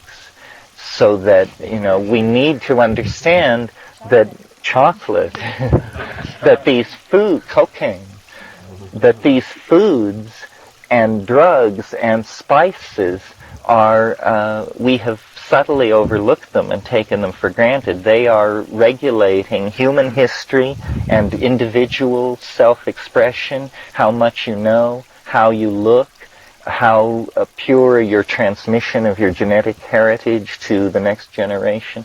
All of these things are being regulated and controlled by these plants in this way. Now, if we could create a civilization, or even a clique within a civilization that understood this and had its fingers on a vertical monopoly of research from the jungle to the clinical hospital, great things could be understood. This is the way to do it, to systematically explore these relationships and see that Gaia apparently works through the intercession of catalytic compounds that convey revelation. And revelation is then the factor which has historical impact. The people, the messiahs and the teachers are merely the pipelines for ideas, and the metabolic release of these ideas in the macro environment is being controlled by the plant-animal interaction. And so it will be on into the foreseeable future. And by understanding this, a kind of new science looms into view, a kind of integrated dynamical understanding of the flux of energy mediated by chemistry in the environment, so that the guiding image of culture can be revitalized and realized in a much shorter period of time. And this whole shortening period of time thing has also been going on for a while. You see, it isn't astonishing, I think, that self-reflection could emerge given basic primate organization. But what is astonishing about it is the speed with which it happened. I mean, in the last 30 to 50,000 years, the human brain has changed more than it changed in the previous 3 to 5 million years. So, you know, a factor has entered, a catalyst is in the mix, and it must be something in the food chain, or something in the environment, or the hand of Almighty God, or the extraterrestrials, or, you know, elf invasion from hyperspace. But something is causing this accelerated development. What I've said this morning could be criticized as being reductionist. I've tried to give a very sober account of it. I haven't said why the mushroom appeared in the manure, or discussed whether it has awareness or a stake in the catalyzing of this primate evolution. I just introduce it as a chemical factor, and that's how it would be written if it were presented to a straight audience. The fact of the matter is that it raises all kinds of questions. I mean, why is this process being catalyzed in the primates? Is it just by happenstance? Where has the mushroom been? Is it, what is its relationship to the evolution of other forms of life on this planet? Did it drift in from the stars? If so, long ago or recently? And with intent or by chance? And, just a host of questions. But the thing that puts us in such an existential situation, individually and culturally, is this puzzlement over our origins. We are not, strictly speaking, religious in the 19th century way, so that we cannot really, I think, accept that, God sculpted us from clay and set us down here on a world He created. And yet, if you were to look for the thumbprint of God on this planet, you would certainly have to focus in on the human beings and their activities as a special case of natural phenomena, perhaps so special a case that it had to be accorded a separate ontological status. We are different, and why and for what? I think that probably we are the agent of change that Gaia has unleashed upon herself, that the planet itself is aware of the finiteness of planetary existence. And it's sort of like the story of the ant and the grasshopper. You can have a planetary consciousness which says, well, I look forward to 3 to 5 billion years of sentient existence, and then I'm willing to be extinguished with the death of my star. Or you can have a planet with an ant-like mentality that says, I can sense winter coming 3 to 5 billion years down the line, and I'm going to organize some wild strategy to break through the tyranny of the energy cycle of one star, and I am going to organize biological existence so that energy can be brought, greater and greater amounts of energy can be brought under control, so that eventually a kind of liberation can occur where life can burst out of the planetary cradle and disperse itself through the universe. And there are apparently several strategies for this. One is evolve intelligence and build starships. Another is, become a mushroom and produce 3 to 5 million spores per minute during sporulation that are particles small enough to percolate by Brownian movement away from the atmosphere of a given planet, and by sheer numbers and the slow gradient of drift by light pressure and that sort of thing emanate through the universe and establish yourself in any planetary regime that is suitable. The obvious next great revelation in biology, and it's strange that we can state it, because once it's stated by Carl Sagan, it will be headlines everywhere. But it's obvious that space is no barrier to life.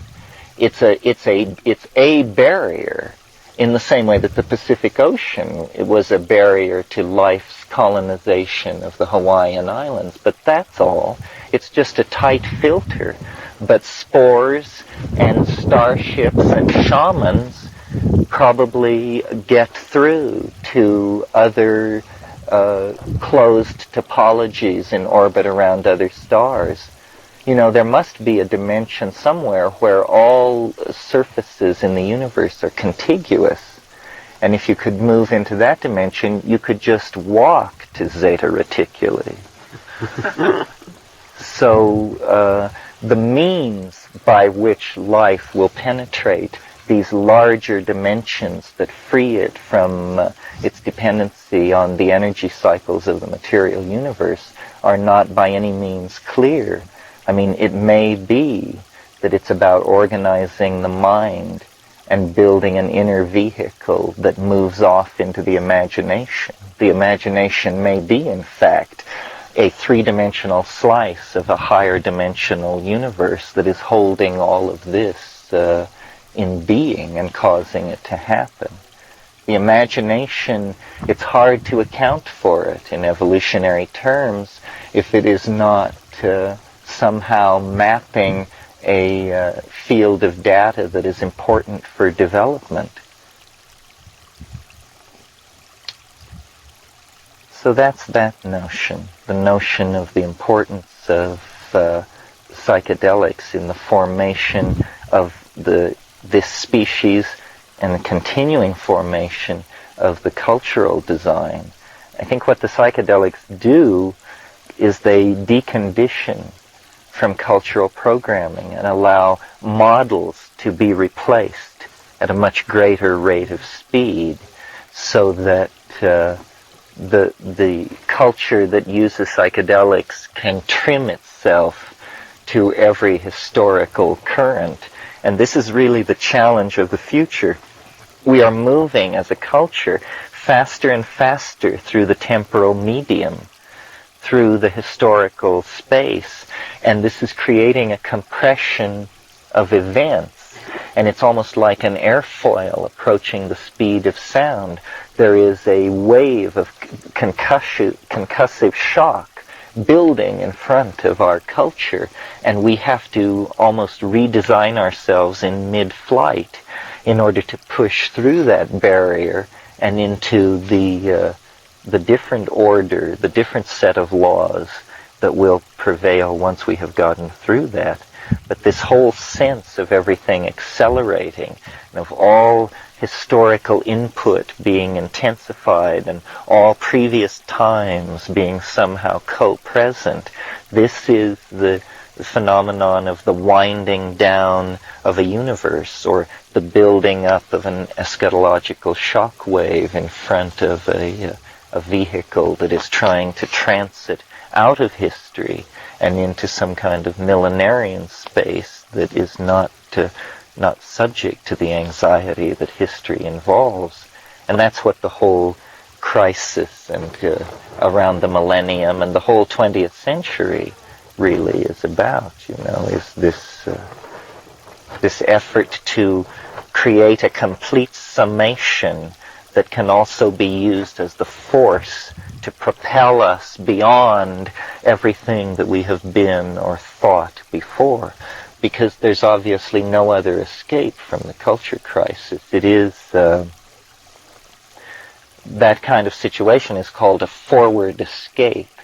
It means the only thing you can do is move forward into the crisis at ever greater speed, because the only solution is to pass through it and move beyond it.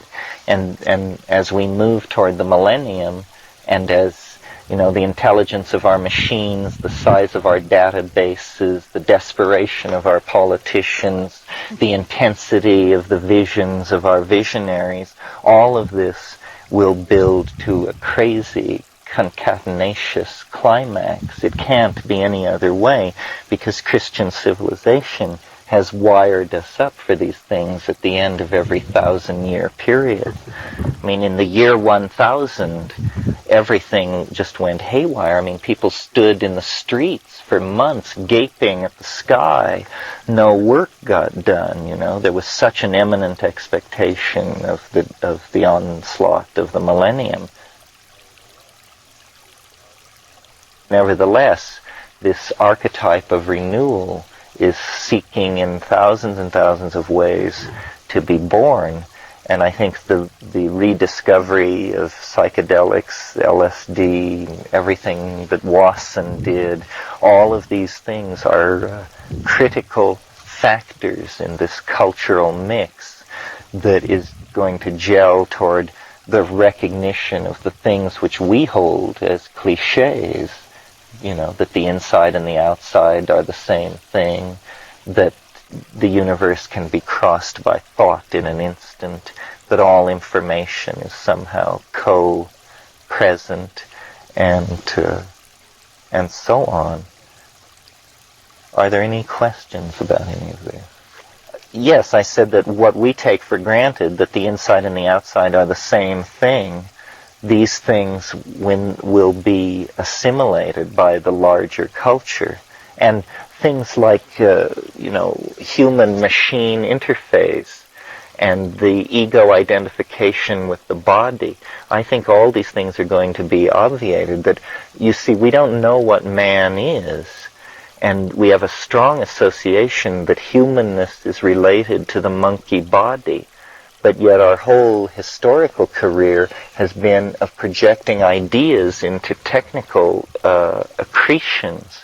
And now that we have computers and things which mimic intelligence, we are beginning to explore, what is humanness ontologically. That's what people are really talking about when they say, can machines think, will machines think? They mean, is what we have focused in on as the defining factor of our being that sets us apart from all other things, something which we could manufacture? And the answer is probably to some degree yes, because much of what is intelligence, or appears superficially to be intelligence, is simply data and retrieval. So that, more and more of the culture is being hardwired into an electronic coral reef that is simply the outermost of each of our own exoskeletons. We all have telephones in our homes. Many of us have computer terminals. These things introduce us to a global skin of information that, as the hardware grows more and more unobtrusive, we will more and more come to identify these things with our own ego.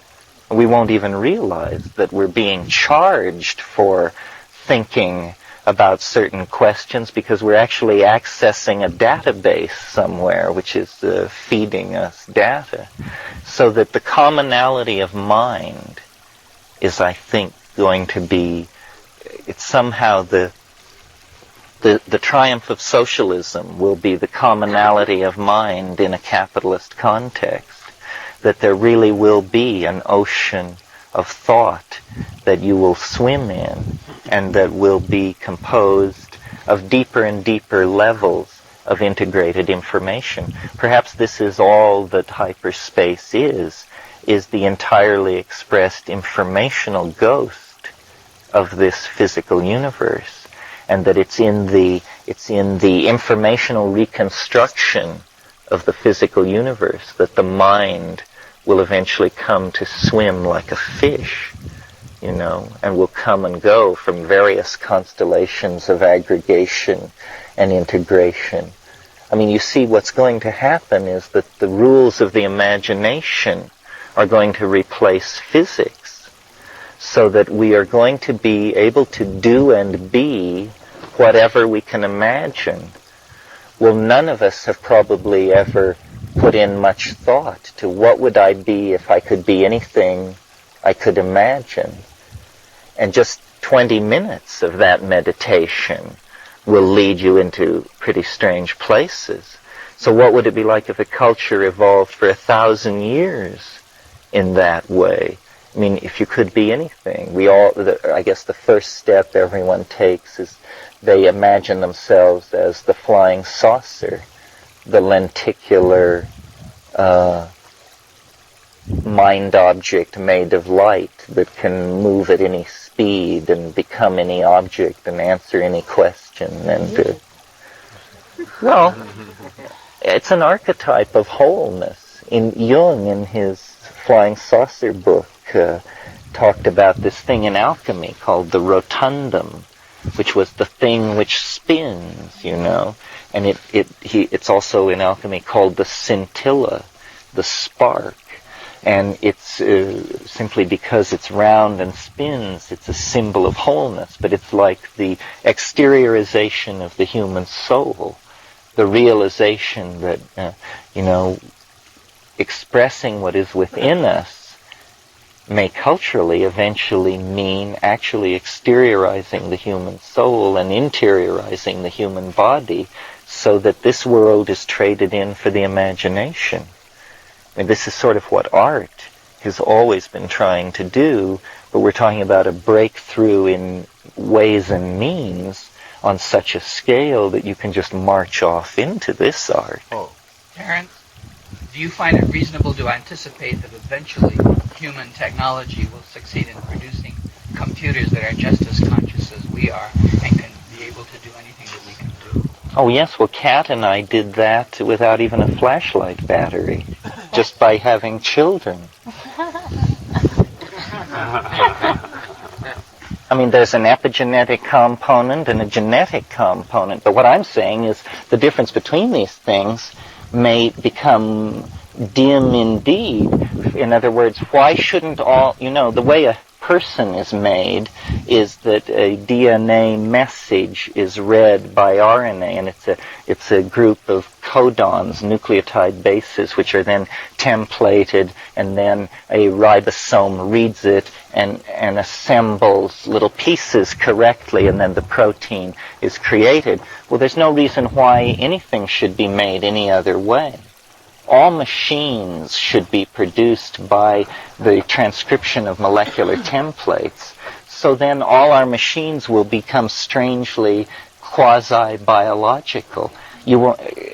Chevrolets will not be manufactured. They will be grown in yeasty vats. And when they talk to you, the question, becomes very moot as to whether this is a pet, a friend, a colleague, or... because that's, you see, nature works with very low energies. DNA can make anything, and there's no smelting, no huge release of toxic byproducts. And the amazing thing about these proteins is that the ribosome stamps them out, and they come out in like a line, but they have forces, electrostatic and other kinds of forces scripted into them so that they fold in very, very complicated ways. And they always fold the same way. And their memory of how to fold, where this comes from, is one of the great mysteries of molecular biology. It's not at all understood. Well, imagine if we could make machines which just emerged as a strange form of spaghetti, which then folded itself into jet planes, refrigerators, automobiles, color television sets, lipstick cases, and what have you. This has to do with my notion that really the next evolutionary leap is, well, I shouldn't call it an evolutionary leap because it's a leap in epigenetic development, but is what I call the genesis of visible language. That there is an ability just under the surface of human organization waiting to be coaxed out either through yoga or slight genetic engineering or something like that. And it is something that was anticipated by the Alexandrine philosopher Philo-Judaeus. He talked about the logos, and which is this teaching voice, this informing thing which is heard. And he was interested in what he called the more perfect logos. And he said, what is the more perfect logos? And then he answered his own question and said, it would be a logos which went from being heard to being beheld without ever crossing over a border of transition. In other words, a form of synesthesia. Well, using ayahuasca and DMT and compounds like this, which are very closely related to our ordinary brain chemistry, and practice and dedication, you can begin to explore places where a vocal synesthesia becomes a colored topological manifold. And you can communicate, you can show someone your thoughts by singing in such a way as to condense visible objects into the air in front of them. And these objects are hyper words. They are words which you don't hear but which you see. And like objects, they have sides and facets and can be rotated and examined from all sides. Well, now the biases in our language that cause us to say things like, I see what you mean, when we mean, I understand you fully, shows that we really place a greater emphasis on seeing the truth than on hearing the truth. So that truth seen is somehow more valid than truth heard. And ayahuasca is a perfect example of a plant which communicates with a visible language. The mushroom, you often hear it, and often the hearing evolves into a visible synesthesic field of photonic input. But the ayahuasca always communicates visually, and it's like the Mayan glyphs or something. It's this fantastically complicated surface which is conveying alien meaning. After an ayahuasca trip, you just feel like your eyes are sticking out of your head because you've just been looking as one looks at the page of a book for hours and hours as this strange alien three-dimensional language flows through your mind. but I believe that this is a human ability just under the surface, and that in psychedelic states of mind, this happens to people. This is why all the fiddling with glossolalia. It's in the hope of reaching, that concordance of chemistry and the moment that will allow this to happen, because it's for some reason very satisfying. It's like an utterly harmless siddhi. It seems to have, it is true magic, and the person doing it is utterly transported by their ability to project visual beauty, but it appears to have no use other than entertainment of oneself and others. But eventually, when it is integrated as a cultural mode, I think it is what telepathy will be. Telepathy will not be hearing other people's thoughts in your head. Telepathy will be when you switch into the language that lets people see what you mean. It'll be the see what I mean language. And I think that the psilocybin from the very beginning was catalyzing the language centers, and that in fact the kind of language I'm speaking to you right now is a prototypic type of this eventual development in human organization, and that this is the thing that makes humans unique, is this ability to make small mouth noises which are arbitrarily encoded with conventionally agreed upon meanings, which allows us then a vast control of a previously invisible linguistic space. And it's in that linguistic space that we have erected our cathedrals and conducted our pogroms and gone about all our forms of business. And becoming aware of this, of language as a thing to journey into and language as a thing to avoid the pitfalls of, to be, the Buddhists say, awareness of awareness. Maybe it's easier if one thinks of it as awareness of language. I wanted to pursue this thing of the visual language, because they'll have their mouth open and there will literally be these beautiful things coming out of their mouth with flowers, and they interpret it as flowery speech, but perhaps they were in fact doing what you're talking about. Oh. Well, they don't interpret it as flowery speech. They call it that. But yes, I think that's what it must have been. This is all very puzzling to me, and if anybody is an acoustics person, or I don't know what's going on exactly, but the question of what is voice, and what can you do with self-generated sound? How neutral is it to your own organism? In other words, any of you who read The Invisible Landscape, the theory in there is that you take a certain drug, a certain plant, and you hear an interiorized tone, which is not a psychological phenomenon, but rather it is actually the electron spin resonance of this highly biodynamic molecules by the millions entering into the synaptic cleft and competing with the endogenous transmitter there for uptake, and that this